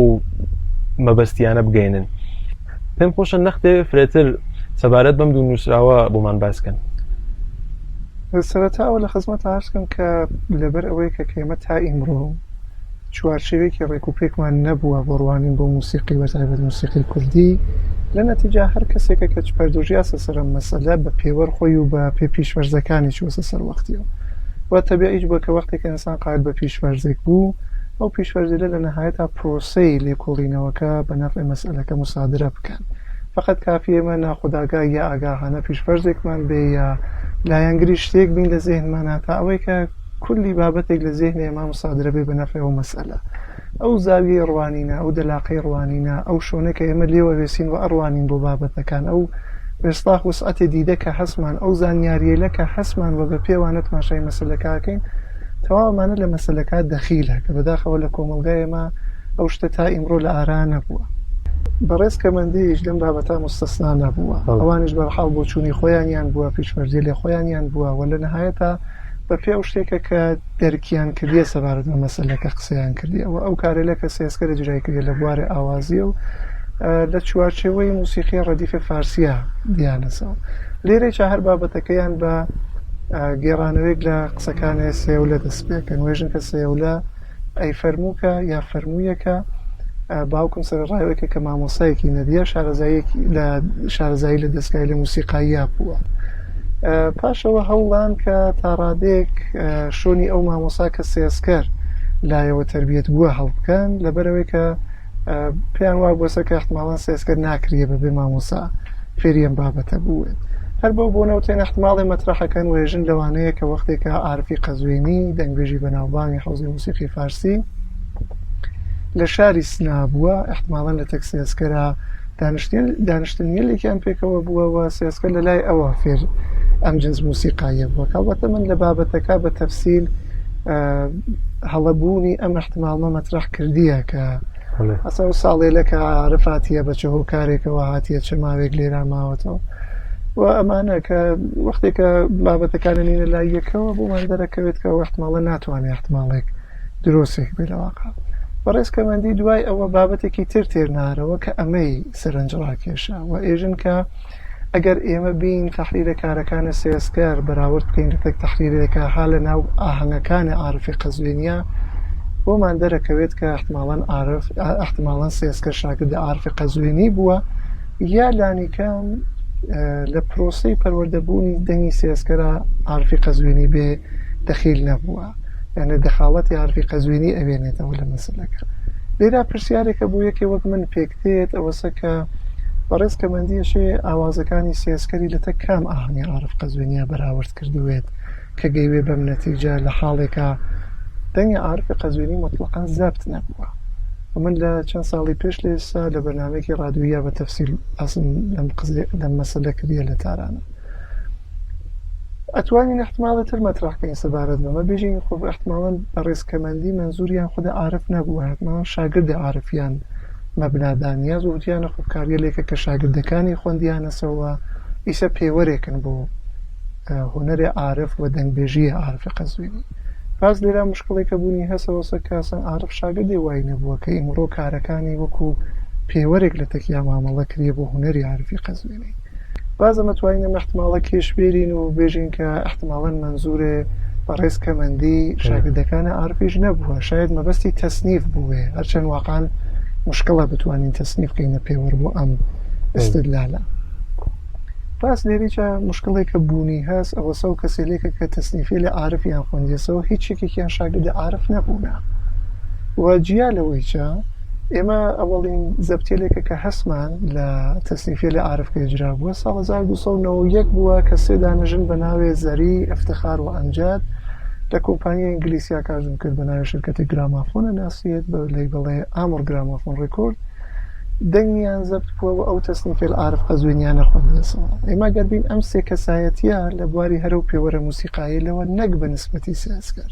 بەڵکو بە نسبەتی یەکتریش بەراوردیان بکەین فاصلیان فرەز بە یەکەوە، یعنی هیچ شتێکیان ناتانێت بێتە پێوەەر بۆ ئەو یاکەی تریان ئایسە بگەیتەوە گەرەکمان بێتە کارەکان سێسکەرا بەراوردی بکەین لەبیری چی نەکەین کە بە ڕێزکەمەندی بێشک دەسەڵسی بۆ مەجموعە نەبووە. شاید مثاڵی خاسترێکە بکرێ بتوانین بۆ قەرینەی تەسنیفەکان ئاماژەی پێ بکەین تەسنیفێکە کە عارفی قەزوینی لە تاوسانی 1301 لە کانی شەفای شاری سنا دای هاوردیە کە بە ناوی کابینەیە سیاه ئەناسیێت کە ئەو تەسنیفە و شعرەکەی بۆ پاڵپشتی لە سید زیاد دانیاز کە ڕەقیبێ ڕەزاشا بووە لە ئەو سەردەما بۆ گردنی قودرەت کە بەو شعرەوە دەست پێکات ئەی دەستی حەق پشت و پەناهت بازە. ئەم تەسنیفە ئەوەجار لە ساڵی 1350 لە کۆمپانیای هیز ماستەرز وۆیسە لەلایەن قەمەرەملوکی وەزیریەوە زەبت بووە کە دوایەوەیەک بڵاوەوێتە و کە دەوڵەت متەوەجێوێت کە باسەکە تا ڕادێک سیاسیە حکومات کە سەحفەکان جەمە بنەوە لە ناو ببرین کە تا ماوەیەک لەمەوبەر نمونەی گادوو نمونە بوو کە لەم سەحفەی لە دەستکەوتوە دەنگەکەیان هەڵگردەوە دووبارە. ئێمە حتا ئەگەر بینم تەسنیفە کە لە سنەی چاپێکاتی بەراوردی بکەین تازە بە دەنگی قەمەرەملوکی وەزیریش بووە کە تا ڕادێک تەیفێت دەنگی نزیکایەتیلێکی هەز لە تەک دەنگی سێسکەریچە حتا بین ئەوە بکەینە پێوەەر و بەپێ ئەوە قسە بکەین بین ئەو شتێکە کە قەمەرەملوکی وەزیری خوێندی لە تەکارەکان سێسکەرە لانیکەم 1000 ساڵی نوری فەرق هەست بە ناتوانین بە پێوانە استدلال بکەین کەەوە جۆرەکە دیارە مستدلالی بە ڕێزکەمەندی ئەساسێکی نییە و لەسەر هیچ بەنامریاز وەفرەتر تەوجیهێکە بۆ ئەو احتمالە کە پێشتر مەترەحیان کردە کەیسە کەوتیانە عارفی قەزوینی احتمالاً لە سنا بووە بێژێت کە من بەراوردێکیچم سەبارەت بە مەسەلە کردیە. کەواتە ئەگەر وابێت ئەم نووسراوەی بەڕێزکەمەندیە لەو ساڵۆ کە بڵاوە بووگە سەر لێ شێواوی زۆری دروست کردووە بۆ توێژەرانی بواری موسیقا. هەروواکە ئارزوم کرد لە کۆمەڵگای ئێمە شتێک بە ناوی ناقد بوونی نەبووە هەرەمەچە بووە سەبایسەوەیکە کە بایەخی متالعاتی سەرچاوەکان دیار نین. نووسراوەکەی بەڕێزکەمەندیش بازم ئەرز دەکەم بەداخەوە وەکو بابەتێکی زانستی لە تەکیا مامەڵە کریاس و تەواو بابەتێکە کە لێنا هاتیە لە ساڵ 1964 و بەرەو ئەم لە بەردەوام دووپاتەوە بوونسەوە نەک تەنیا لەلایەن خەڵکی ئاساییەوە بەڵکو لەلایەن کەسێکی چەوە کە بۆ خۆیان پسپۆری بواری موسیقاش بوونە. بەڵام واقعیتی وەسەکە و نووسراوەسن بایەخی متالعاتی نیەکەیسە قەرار بێتێ بەدانیشین لە ئەسەر استدلالێک ئابە و شێوازە پاوپشتی پێوە بکەین. بەڵام هەروە کارزم کرد دەنگدانەوەی خۆی بووە هەم لە لای ئاڵمیەوە هەم لە لای خاسەوە تەوەجویان پێکە چۆن وەکو بابەتێکی زانستی مامەڵەیان لە تەکا کردیە. ئەرزم کردی چۆن بابەتەکە نەقدێکی نەبووە و وەکو زانست مامەڵی لە تەکا کردیە هەرمیشە بۆ سەبایسەوەیکە کە تا ئیمڕۆ حتا ئیمڕۆی کە ئێمە پێکەوە قسەکەین ئەم بابەتێلە ئەگەڕێتەوە نازانم فڵانە کەس سێسکەری برد بوو تاران سەحفەی زەبت کرد یا سێسکەر لە تارانە بۆ قەمەرمولوک خوێندی وتیان سێسکەری چات شتێبانتری خوێند و ئەم جۆرە قسێلەکە هیچ ئەساسێکی نییە. ئەو کەسایەتی کە بە ڕێزکەمەندی باسی لێکاسن پێشتەوەی کە سەحفە زەبت کاسن فەوتی کردیە و دیارە کارتم کردی بابەتەکە زانستی نییە، بەڵام کۆمەلگا وەکو بابەتێکی زانستی لە تەکیا مامەڵی کردیەوە. هەرەمە بۆسە باعیسەوەیکە کۆمەڵێک تەبعاتی لێ بووەسەوە کە سەرڕایەوەیکی چەکە توێژینەوەی نوێ فرێک لەوانی نیشان داست کە هەڵان باز نەیتوانیە جێ ئەو بابەتێ لە زیینی مردما بگرێتەوە. جای سەبینە سەر وەختی باسەکەی کاک حەمە باقی چەوکە نووسراوەکەی بەڕێزیان بەچە شێوازێکە سەرەتا واشکەم کە بەڕێز کاک حەمە باقی فرەتر بیسەرێکی موسیقین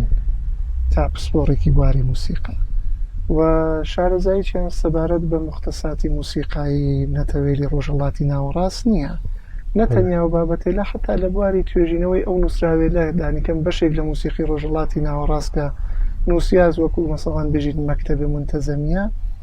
بەڕێزیان شارەزایی سەبارەت بەمانە نییە.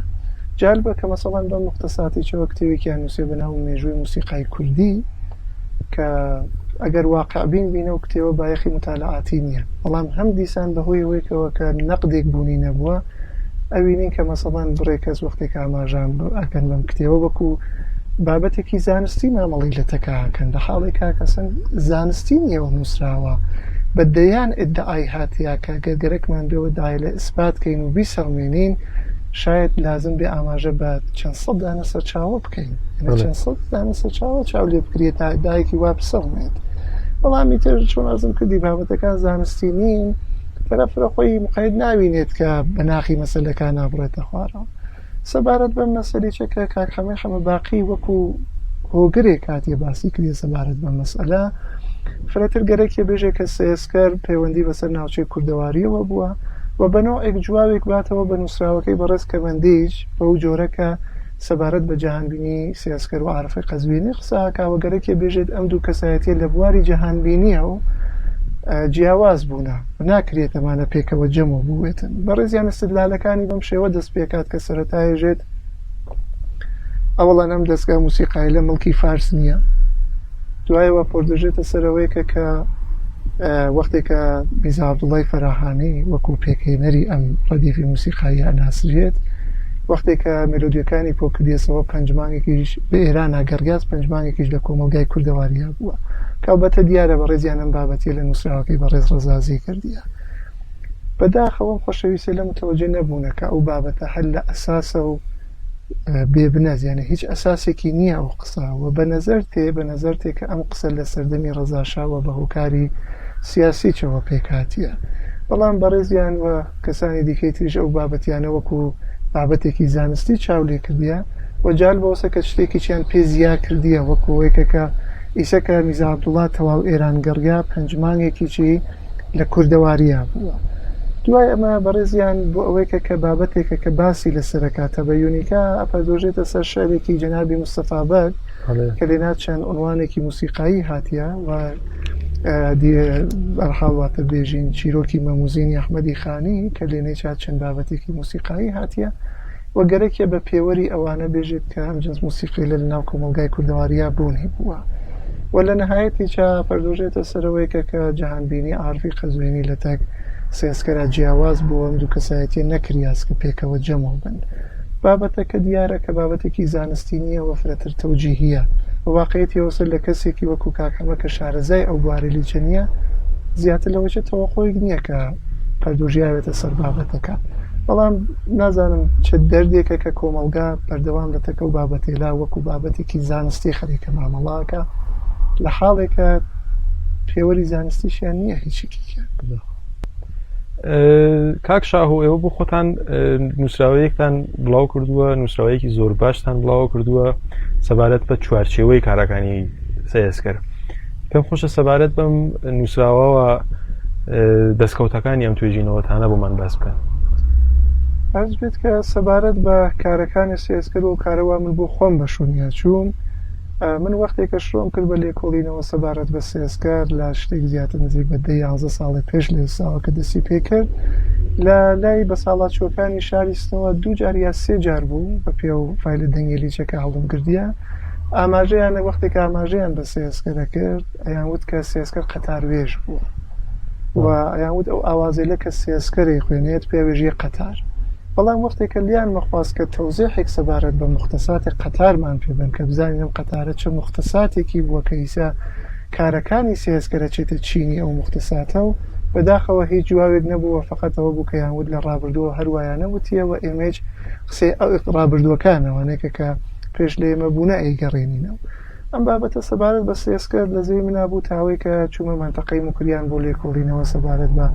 واری موسیقا و فەرهەنگی کە لێنێکیان لە قسەکردن لە تەکچیان خۆشەویستی متوەجێ بووم کە لێنێکە هات بۆ ئاماژەکردن بۆ سێسکەر وشەی قەتاروێژ و بۆ ئاماژەکردن بە ئاوازەکانی وشەی قەتار بەکارەوەن مەسەڵەن یەکێکیان مامۆستا عەزیز شارۆخ بوو کە مە ساڵی 94 کە گەیمە خزمەتیان وەختێک کە باسی سێسکەرمان کرد بە ڕێزیان فەرمویان کە ئێمە بەو ئاوازەی لە کە سێسکەر خوێندیەژین قەتار بە وەختێکیش ئەم پرسی کە خۆ قەتار چه شتێکە چه مختصاتێکی هەست کە ئێوە کارەکانی سێسکەری لەو چوارچێوە تاریفەکان بەداخەوە بازم تەوزیحێک نەبوو هەرەو نەبوو کە ئەیان فەرمووی ئێمە هەر لە ڕابردووە بۆوانە وتیمانە قەتار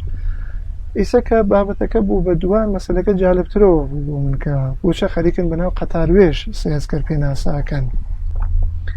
تاوەی کە نووسراوەکەی غەفوڕ ڕەشیدی داراغی چون چاو پێکەوت کە باوکاری ڕەشۆڵی گۆرانی وێش خوێندیە لێنێ شادیم کە وەختێک کە ئاماژە بە سێسکەرەکات ئەوەی کە ئەرزم کردی خاڵێکی گرنگە لە ناو نووسراوە ئەوەسە کە ئاماژەی کردیە کە سێسکەر قەتاری سنەی خوێندیە ئەم مەطلەبێ بووە هۆیەوەی کەوە کە تێگەین لە مەفهومی قەتار کە مەفهومێکی موسیقاییە کە لە بەشی ڕۆژەڵات و باشووری کوردەواریە بە شێوازێکی پرژوبڵاو بەکارەچێت لە لای ڕۆژەڵاتەوە چۆسە ناو موسیقی فارسی و لە لای باشووریشەوە چۆسە ناو موسیقی عەرەبی و لە هەردوو لایچەوە وەختێک ئاماژەیان کردیە پێ بە سامانی کوردیان زانیە وتیانەکەی من بابەتێمانە لە کوردیە گردیە بۆ من بۆ یەکێک لە پرسیاریە لێ ئەساسی بۆ ئەوەی کە بزانم کایە لە نەهایەتا دەرەکەوێ بۆم کەم بابەتە بە چه مەعنا بووە چه مختصاتێکی بووە توێژینەوەیکم دەست پێ کرد سەرەتا تەواوی ئەو بابەتێلە کە لە حوزەی موسیقی فارسیە بەناوی قەتارەوە زەبت بووە هەوڵم داوانەیە کە دەسەکەون کۆیان بکەمەوە کە کۆنترین دەنگێکە کە دەسم کەوت ئیجرای قەتارە بە دەنگی قوربانخانە شایی لە 1984 و لە تەنشتەوە ئەو بەڵگێلە کە ئەو نووسراوێلە کە تیانە باسی قەتار هاتووە ئاماژەیان کردو پێ دوایەوە هەوڵم دا شتێکە کە لەناو موسیقی عەرەبیە بەناوی مەقامی قەتار ئەناسیێت فایلە دەنگەکانی ئەوە دەستخەم زانم چ کارێکیان لەسەری کردیەوە بە چه شێوازێکە داکریاس کە کۆنترین دەنگێکی چێکە لێنا دەسم کەوت دەنگێک بوو لە محەممەد ئەلقەبانچی یا گوبانچی کە لە 1928 لە کۆمپانیە بەیزافۆن لە بەغا زەبتیان کردیە کابەتە هێندە جاریش باس دەوەسەکە و سەخفێلە لە ئەڵمانە زەبت بوونە بە هەر سوورەت ئەوە لە تەنشتەوە ئەو بەڵگەیلە کە باز لەناو لەسەر دەستی توێژەرەکانی عەرەب سەبارەت بە قەتار نووسراوەکە و نووسراوەکەی بەڕێز عەبدولکەریم ئەلابکە نووسراوێکی بایەختارە لە ناو حوزی موسیقی عەرەبیە سەبارەت بە باسی مەقامەکان دوایەوە هاتم تەواوی ئەو بابەتێلە کە لە ناو بەشی ڕۆژەڵات و باشووری کوردەواریە کە پەیوەندی هەست بەسەر چەمکی قەتارەوە ئەو نێکە کریا کۆیانم کردەوە بە تایبەت ئەو نمونەیلە کە لە مەنتەقەی موکریا نابوون و ئەو فایلێلە کە بنەماڵەی ماملەی مجری ئەو جنسە ئاوازێ بوونە و بە ناوی قەتار ناسیانە یا ئەو فایلێلێکە کە لە دەهەی چلا سەرەتای چلا دیێتر کریستنسن ئێتۆموزیکۆلۆگی بەرجەستا هاتیەوە لە موکریانە لە ژێر ناوی قەتارە زەبتی کردیە یا ئەوانێکە کە دکتور بەهمەنی کازمی لە دەهەی هەفتا لە مەنتەقەی موکریانە بە ناوی قەتار تۆماری کردیە مهمترین فایلێکە کە دەستم کەوت لەو توێژینەوە فایلێک بوو لە مەڵاکەریمی مەهابادی یا سابڵاغی وەختێکە توێژینەوەم لەسەر سەحفەکانی مەڵاکەریمە کردەوەی کە بزانم دیسکۆگرافی سەحفەکانی بە چه شێوەیەکە لە چه ساڵیە لێک و لە چه کۆمپانیایەکە دەنگی زەبت کردیە و لە کولا چەند سەحفەی زەبت کردیە متوەجێ بووم کە مەڵاکەریم لە ساڵی 1309 لە کۆمپانی بێزافۆن لە بەغا سەحفێکی زەبت کردیە کە لەسەر دیوێکی نووسیاس قەتاری سنە و لەسەر دیوێکی نووسیاس غەزێمێ تەسنیفی غەزێمیای غەزێمێ بەبێ هیچ هیوای هەوڵێکم دەست پێ کرد بۆ دەستخستنیە و سەحفەکە بەختەوەرانە سەحفەکە پەیا بوو دەنگ و وێنەی لێبڵەکە هەڵگیریە و ساڵی 96 بوو کە وتارێکی چونکە سەبارەت بەو دەنگە کوردیێلە بڵاو کردەوە کە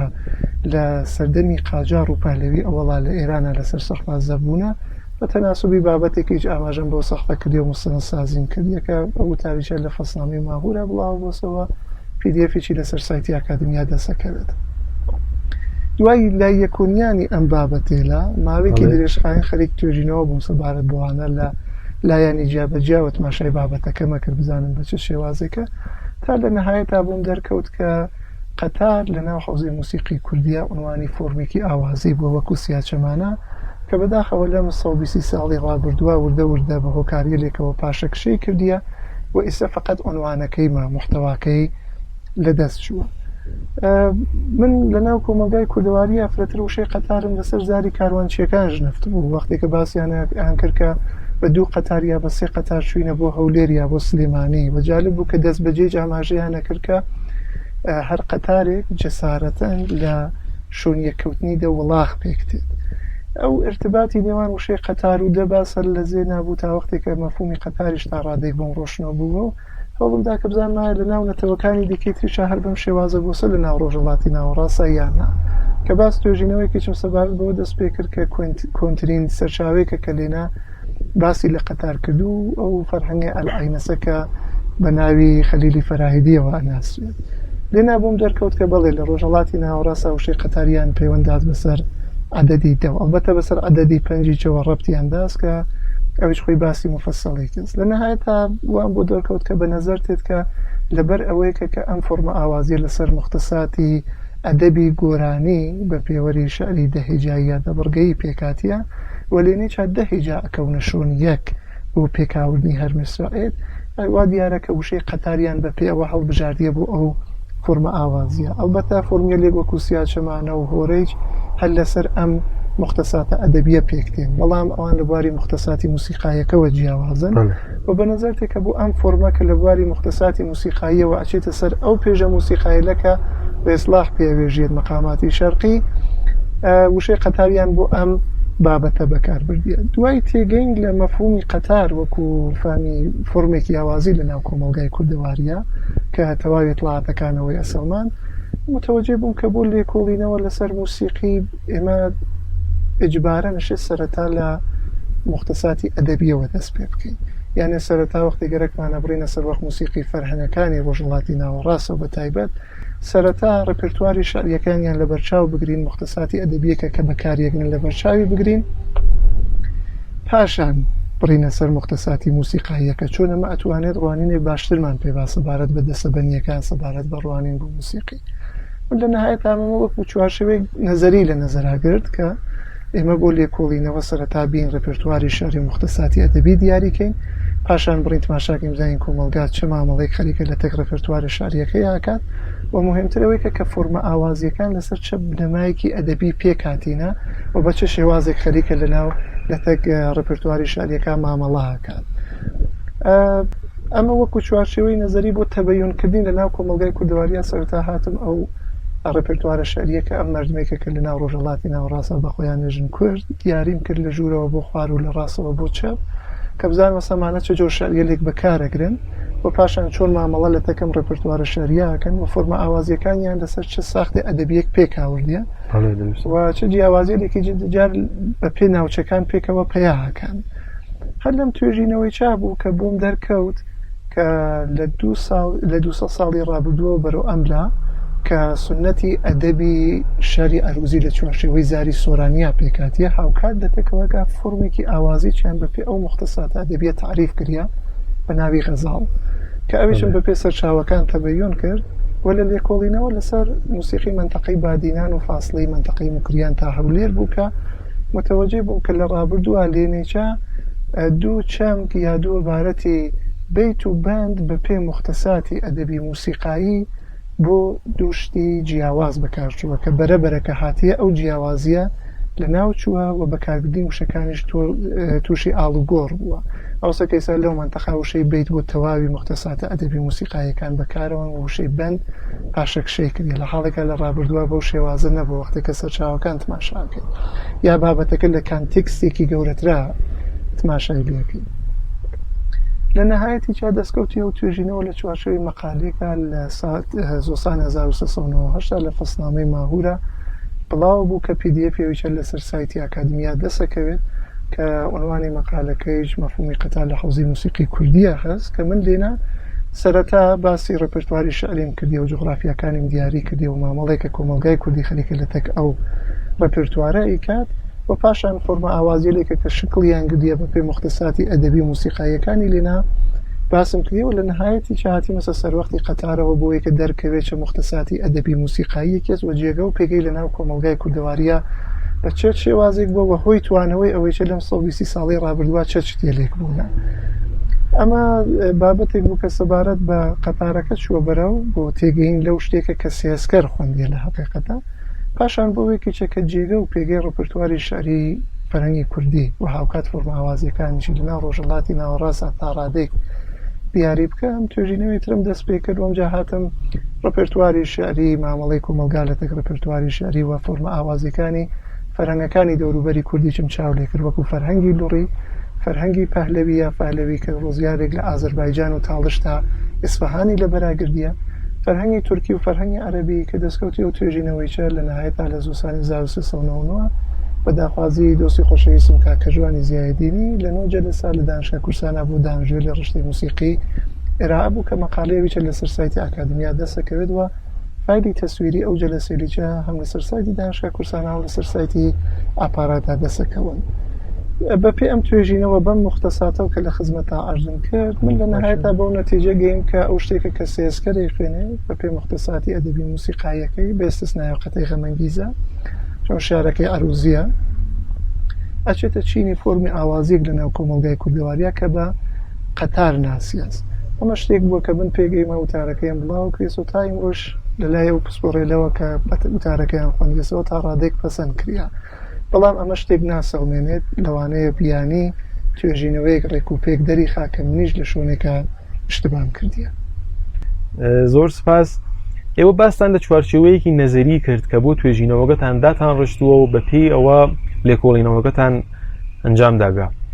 بەداخەوە هەروەکە خۆشتان بە باشی ئاگادارن زۆربەی هەرە زۆری ئەو توێژەرانەی کە لەسەر موسیقای کوردی وتاریان بڵاوە کردووەوە یان کتێبیان هەیە بە پێی ئەوەی کە چوارچێوەیەکی نەزەریە باشیان نەبووگە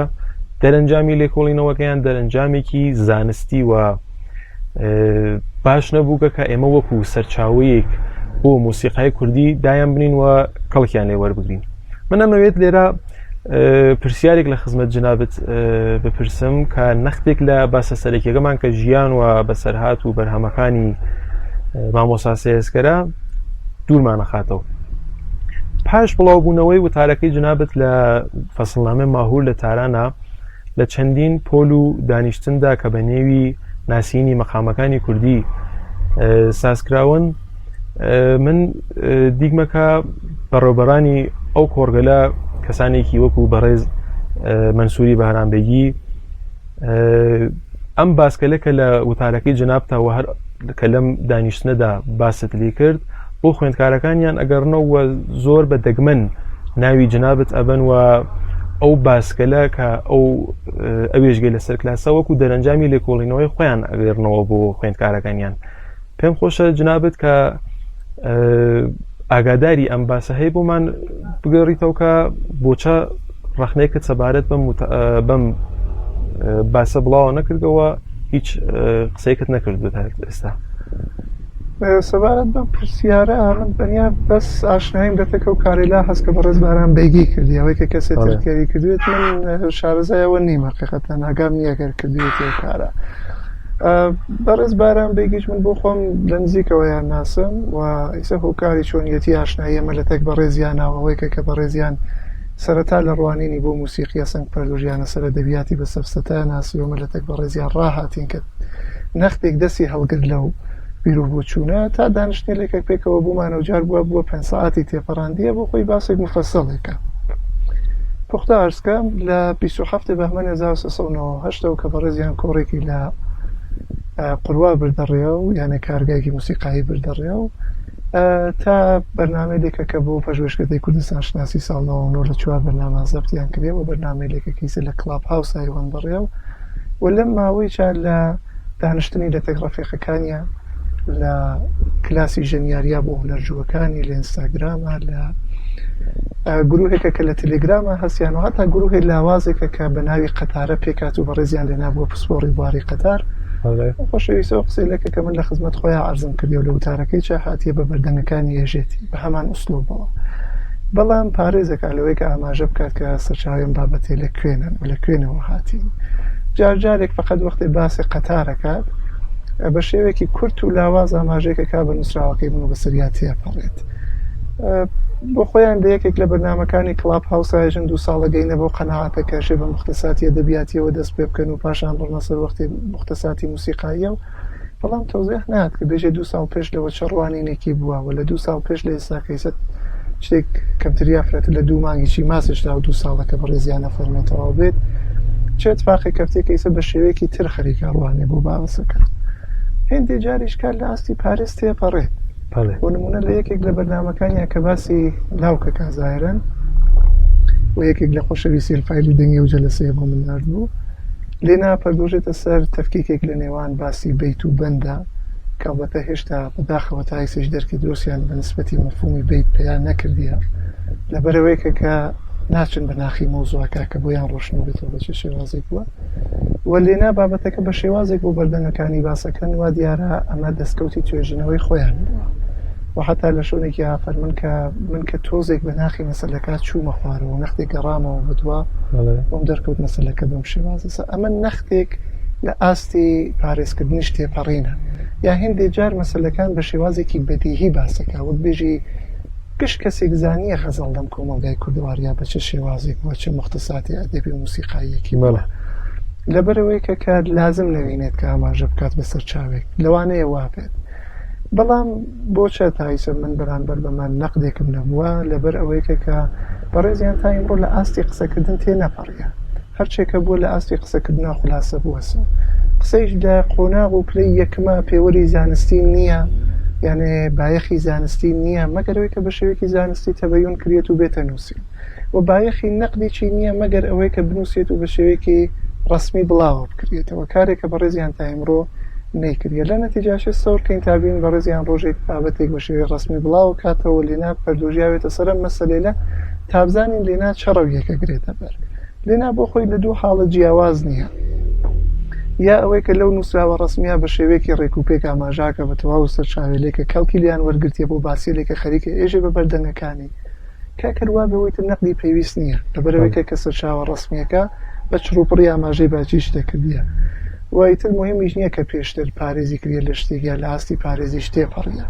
بەڵام ئەگەر لێنا ئەو کارە نەکات ئەوەی تر جێ نەقدی هەست سەبارەت بە هێندێ بابەتی دیکەی ترش کە بەڕێزیان هاوردیە سەهاراوە وەکو باسی قەتاری قەدیم کەمە بۆ چوونی بەڕێزیان بۆ بە پێفایلی دەنگیەکە کە من بۆ خۆم لە یەکێک لە دانشنەکان ئەخستی مەسە سەر بۆ بەڕێزیان ئەویش لە کانتێکست و چوارشێوەیەکی دیاری کراوە و یا باسێکە کە سەبارەت بە قەتار هاوردیانە سەبەرەوە کە بەڵێ قەتار لە 2 بەش پێک دێت بەشی سیامی نییە لە ئەڵاوەیسی چاکە بەشی سێوم بوونی هەست ئەمە عەلی مەردان وەکو داهێنانێک زیای کردە لە مەسەلە یا باسێکە سەبارەت بە باو هاوردێسە ئاراوە یا سەبارەت بە تعریفی مەقام یا کۆمەڵێک بابەتی دیکەی تر کە بەشێکی چێتە چینی موسیقیەوە بەشێکی چێتە چینەکانی کۆمەڵ ناسی و مرۆڤ ناسی و زوان ناسی و ئوستورە ناسی و مێژوو کە هەر یەکێک لەمانە لە قۆناغی یەکمە بایەخی زانستیان نییە مەگەر ئەوەی کە بە شێوەیەکی زانستی تەبەیون بکرێن کە تایسە بەڕێزیان ئەو کاریە نەکردیە و بایەخی نەقدیشیان نییەمانە سەرڕایەوەی کە ئەم بابەتێ لە نەقدی ئەساسیان پێویستە ئەمەش وەکو نەقدەکە عەرزکەم کە بە شێوەیەکی ڕسمی نەنووسیاس و بڵاوە نەکریاسەوە کە یعنی ناتێ سەرنووسین بە شێوەیە ڕسمی بڵاوە نەکریاسەوە کە بکرێ نەقدێکی ئەم بابەتێدا بەرحاڵ بۆ ویچەشێ سەورکەیە کە لە نهایەتا بەڕێزیان لە ئاستی قسە بترازێت و بابەتێلەکە واقعان دەستکەوتی توێژینەوەیانە بە شێوەیەکی زانستی تەبەیۆنی بکەن بینوسن تا بزانین بە چه شێوازێکە شتێکە کە سەبارەت بۆ خۆشەویستە ناوێت لەبیر بکریەوە سەکە و بەڕێزە ژەنیار وە سازە توێژەر نییە هۆکاری ئەوەی کە ئەم پرسیارە من بە مێشکنگەیەوە پێم خۆش بوو کە لە جنابت بیپرسم ئەوە بوو کە هەروە کە جنابیشت بە باشی ئاگاداری هەنگاوی یەکەم لە ئەنجامدانی توێژینەوەیەکی زانستیە ئەوەسە کە ئێمە ئەو لێکۆڵینەوە گەلەی کە پێشتر ئەنجام بوون بیان هێنینە ئاراوە و کەڵکیان لێ وەربگرین و لە بەشی سەرچاوەکانی ئەو کتێبە یان وتاری یان نووسراوەکەمانە ئاماژەیان پێ بکەین کە ئەمە کارێکی ئاکادمیک و کارێکی زانستیە کە من پێم خۆش بوو کە لێرە باسی لەسەر بکەم و ئێوەش سپاس بۆ ڕوونکردنەوەتان. پرسیارێ دیکە کە ئەمەوێت لە خزمەتی جناب تا بیپرسم ئەوەسە کە لەم چەند ساڵی ڕابردوودا چەندین وێنەی جۆر بە جۆر لە مامۆستا سەیسکەر لە تۆڕە کۆمەڵایەتیەکان و لە ئینتەرنێت و لە شوێنە جۆر بە جۆرەکانە بڵاو ئەبێتەوە کە هەر کامێکیان ناوی مامۆستا سەعلیەسخەریان لەسەرە و هەندێک بیر و بۆچوونیش سەبارەت بەوانە باسەکرێت. پێم خۆش بوو سەبارەت بە وێنەکانی مامۆستا سەعلیەسخەرمان باس بکەن. سەبارەت بە وێنەیەکە کە لە سێسکەر بەجێما تەنیا وێنەیەکە کە شناسنامەی هەست ئەو کەسێلێکە کە هاان لە ناوێنەکە دیارن چه کەسێلێکن و هەریستاش لای بە ساڵاتچوەکانەوە ناسراون ئەو وێنەسە کە لە قاوەخانەکەی خەلیفە ولی محەممەد واگیریاس و جیا لە سێسکەر کوڕە گەورەکەی سێ و لێژ لە تەسویرەکە بوونی هەست. ئەوە تەنیا وێنەیەکە کە شناسنامەی هەست مشەخەسەوە معلومە تەکلیفی. جیا لەوە وێنێتر کە بەناوی سێسکەرەوە بڵاو بووسە و وێنێکە کە ئەو خۆشەویستە بە پاوێ ساسوە بە ساح مێزەرێکی بەستێسە. ئەو وێنە بە پێ زانیاریەلێکە کە بە ڕێزێک بە ناو کاکاوار لەسەر ئینترنێتەوە بەدەستیداست. ئەو وێنە لە ساڵی 1969 بووەکە و یەکم جار بڵاوە بووە لەلای زایران بنەماڵی سێسکەرەوە وەکو دایک بژیاس کە مە سێسکەرە ئەکسەکەیش تووشی ئاڵوگۆڕ بووە و لە نایەت ئادایەنە بە شارەزایەک لە بواریا کاسیاکە تەرمیمی بکاتەوە. ئەگەر تەوەجۆ بفەرمی بە ئام قسمەتە لە وێنەی ئەکسەکەیش شۆنی تەرمیمەکە دیارە کە بە پێ فەکی سێسکەر لە ناو وێنەی قاوەخانەکە تەرمیمەوە کریاسەوە. ئەو وێنە بە ئیدعا دراوەتەوە پاڵ سێسکەرەوە یانە ئەوەی نییە کە بفەرمووی شناسنامەیەکی هەز یان ناسراوە بووە بۆیە لەو نووسراوێلا کە پێش لە 69 بڵاوە بوونەسەوە وەکو نووسراوەکەی بەڕێز بورهانی ئەیازی و بەڕێز کەمەندی لە هەردووکیانە فقط ئەو وێنە باس لێ کریاس کە سێسکەر لە ناو قاوەخانەکەی خەلیفە ولا بووە بە خەبەرێک لەو وێنە نیە تا ساڵی 69 کە بە پێزانیاریە و خۆشەویستە بڵاوە بۆ سەوە لە ناو شاری سنە. ئەوە فقط وەکو داایک واسە یانە یەکێکی چەتوانێ بێژێ دامەنیشان کافڵانەکە زووتی ئەمە سێسکەرە. ئەمانە نییە ئەکسەکە ناسراو نەبووە لە وەختی خۆیان ناسراو نەبووە و پاشانیش بە داای ساکسێک بووە هیچ تەزمینێک نییە کەوەسان کەسایەتێکی دیکەی سێسکەر نەوێت ئەسان هیچ معلومیە کە ڕەبتی بەسەر و بنەماڵەوە بووی بە ڕێکەوت نەکەوتوێتە ناو ئەو شتێلەکە لای بنەماڵی سێسکەرەوە بوونە. وەشە وەکو دایە وەگەنە وەکو شناسنامە من تایم ڕۆ شناسنامێکم نەدێ لە واکسەکە بژێنێت ئاماژە کریاوێ ناسراو بۆ وێنەکەەوە ئەمە وێنەی سێسکەرە. وێنەیەکی ترکە دراوەتەوە پاڵ سێسکەرەوە ئەو وێنەسەکە لە نووسراوەکەی کاک حەمێ حەمە باقی بەرەو ئەملاوە باو بوو کە خۆشەویستێکە کە وا دیارە وێنەکە لە مەهابا داگیریاز کە لە لای گرامافۆنێکەوە دانیشتێەوە خۆشەویستێکی ترها لە تەنیشتیانە. ئەمەی شەربازم بە ئیدعا وێژیاز کە سێسکەرە وەگەنە وێنەکە شناسنامەی نییە سەڵان ئەگەر ئەو کەسایەتی سێسکەرەیەم کەسایەتێکە لە تەنیشتیا دانیاز و قەتەن کەسایەتێکی ئاسایی نەبووە ئەی بۆ دیار نییە کە ئەو کەسێت چه کەسێکە کە باسی لێکری ئاس قەزا وێنە هێندی جار لەو نووسێلا کە لەو وێنە هەست بەدەستێ ناوگەلێکیش بە چاو تێت کە لە سەری و نووسیا وەکو خەلیل شتێک وە هیچ ڕەبتێکی بەسەر بەسەکەەوە نییە. ئەمەی شەر باسم هەر وەکو ئیدعا دریاسە پاڵی سێسکەرەوە ئەگەر ئەو ساڵە لە بەرچاو بگرین کە سێسکەر تەشریفی بریە بۆ مەهاباد لە تەک ئەو وێنان یەک ناگرنەوە چۆن سێسکەر نەختی بە ساڵات چوو بووە وەختێکە تەشریفی بریێسە مەهاباد و وێنە تا ڕادەیەک جیاوازیان هەست بەیەکەوەیسە بڕێک خۆشەویست گەرەکیانە بە پێ باسی چانە و ئەوەی کە چانەیەم وێنە لە سێسکەرە چێت بنەوەی ئەتبارێکیش بۆ ئەو وێنە خۆشکەن بەڵام ئەوە بە پێوەرە زانستیەکان فرە پێوەرێکی ڕێک و پێک نییە لە بەڵەوەیکە کە ئەوە یەکێک لە ئستدلالێرێکە کە ئەتوانین بیکەین سەبارەت مەسەلە پسە وێنەی چە فقط بە ئیدعا دراوەتەوە پاڵ سێسکەر و وێژیاز کە ئەمە وێنەی سێسکەرە ئەوە نەبووە فەرمی شناسنامەی بووە وێنەکە ناسراو بووە و ئەوەی شارزم کردی لە وێنە لە نووسراوەکەی کاک حەمە و لە 1970ەوە بەرەو ئەملا بڵاوە بووەسەوە بەناوی ئەکسی سێسکەرەوە ناسیە. وێنەی ترێکە کە بەناوی سێسکەرەوە ناسیاسەوە وێنەیە خۆشەویستە کە لە تەنیشتی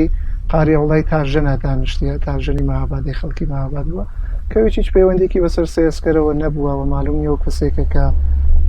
پێخۆش بووە یا چە بووە کە بێژێمە بەناوی سێسکەر و معرفی بکات یا بەشۆنەوە بۆ ئەتبارێ بۆ خۆی کەس بکە یا هەر شتێتریسە نمایشگا بووە و تێگەر بێژم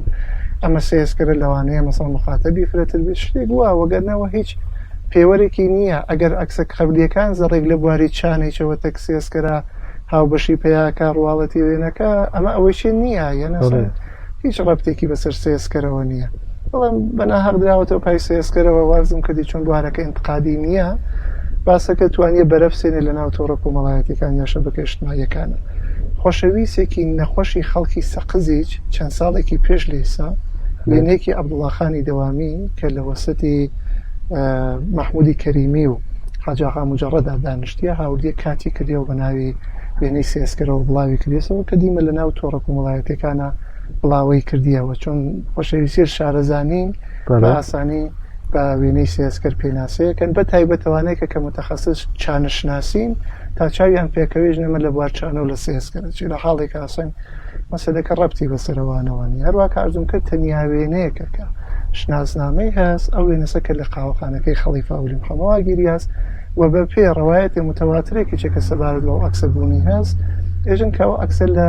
ڕۆژێ زەماوەی فۆزیە لە تەک محەممەد ڕەزا شا واتە 24 ئەسفەندی 1370 گیریاس کە هاوکات بووە لە تەک ڕۆژی لەدایکبوونی ڕەزا شایچە. ئەگەر چاو لە ڕواڵەتی وێنەکەی بکەین بە پێ ئەو جلوبەرگە کە کەسایەتیەکان هالە بەریانە بە نەزەر تێکاشی وێنەکە هەر لە زۆسانە گیریاوێت چون جلوبەرگەکەیان جلوبەرگی باقی فەسڵەکانتر نییە. پێوەرێکتر کە بۆ ئەو قیانەواتە بژین قەرینەیەتر کە بۆ ساڵی گرتنی وەکساتوانین ئاماژەی پێ بکەین سن و ساڵی ئەو مناڵەسە کە ها لە ناوێنەکە کە لە ناوێنەکە ها لە باوش بە ڕێزێکەوە بە ناوی باقر مسکەر ئەو مناڵە یادی بەخێر بێ کاگناسی زارایی مقدەمە کوڕە گەورەی خەلیفە ئەولی محەمەد کە بەشنازنامە متەوەلی 1340 بوو کە بە ڕواڵەتی ئەکسەکەەوە لە مناڵە لەو وێنە لانیکە مەشێ 3 ساڵانی بێت بەس تا ڕادێکەویچە توانێت قەرینەیەک بێت بۆەوەی کە ئەو وێنەشە هەر لە ساڵی 1370 گیریاوێ بە تایبەت بەڕێز بورهانی ئەیازیج کە لەو بابەتێلا نەختی دقەتی داوە بەخەرجا ئەو ساڵی 1380 دابین کردە بۆ وێنەکە کە بە نەزەرتی کە هەر نزیک بێ بەو ئەسڵی تاریخ 24 ئەسفەند 1370 چەند ساڵی پێش لەیسیج بە ڕێزی کاک ئەسعەدی گازرانی ئەکاسی شاری سنە خۆشەویستێکی بە من ناسان بە ناوی سێ عارفی خودا ڕەحمی کە لە ئەوڵی خیابانی فردوسیەوە چای فرۆشیان بوو فەرموویان بڕۆ بۆ لای ئەو کە ئەو زانیاری باشی هەست سەبارەت بە وێنە من کە چوومە خزمەت سێ عارف خۆفرە بە ساڵات چوو بوون نایزانمیسە هەر لە حیاتا یا فەوتیان کردی ئەگەر هەر لە حیاتا کە تەمەندرێژ بن و ئەگەریش فەوتیان کردی کە بە ڕەحمەت بن بە ڕێزیان فەرمیە و ڕۆژێکە کە ئەو وێنەگیریان من لەبەر خاوەخانەکەی خەلیفە ئەولی محەمەد بووم و مادام دایکی گریشا میکاییلزادە ئەو وێنەیە کرد و بە ڕێزی چیان تاکیدیە کرد کە وێنەکە لە ڕۆژی زەماوەی فۆزیە لە تەک محەممەد ڕەزا شاگیریە ئەمە جوەکو بیرەوەریە و خۆشەویستە سەبارەت بەوە وایە تەواو شتێسە کە من سەبارەت بە وێنەکان لە نەهایەتا دەستم کەوتیە. زۆر سپاس کاک شاهۆ مەمنونم کە کاتتاندانیا و وەڵامی پرسیارەکانی منتاندا و ئەگەر باسێک هەست وەکو ئاخرین باس بۆمان بگێڕنەوە. نا باسێک نییە منی سپاسی جەنابتانەکەم سپاسی کاکە شادی عەزیزەکەم کە ئیمڕۆ لە تەکمانە هیلاک بوو هەروەها کاک سامانی خۆشەویست کە زەحمەتی فرەماندا پێمڕ. سپاس مەمنونم. دۆستان و خۆشەویستانی بەڕێز گەیشتینە کۆتایی باسەکەمان لەگەڵ بەڕێز کاک شاهۆی عەبدی هیوادارم وتەکان بە کەڵک بووێ بۆتان و زانیاریگەلێ باشی پێتان داوێ. هیوام خۆشی و سەربەرزیتانە خواتان لەگەڵ.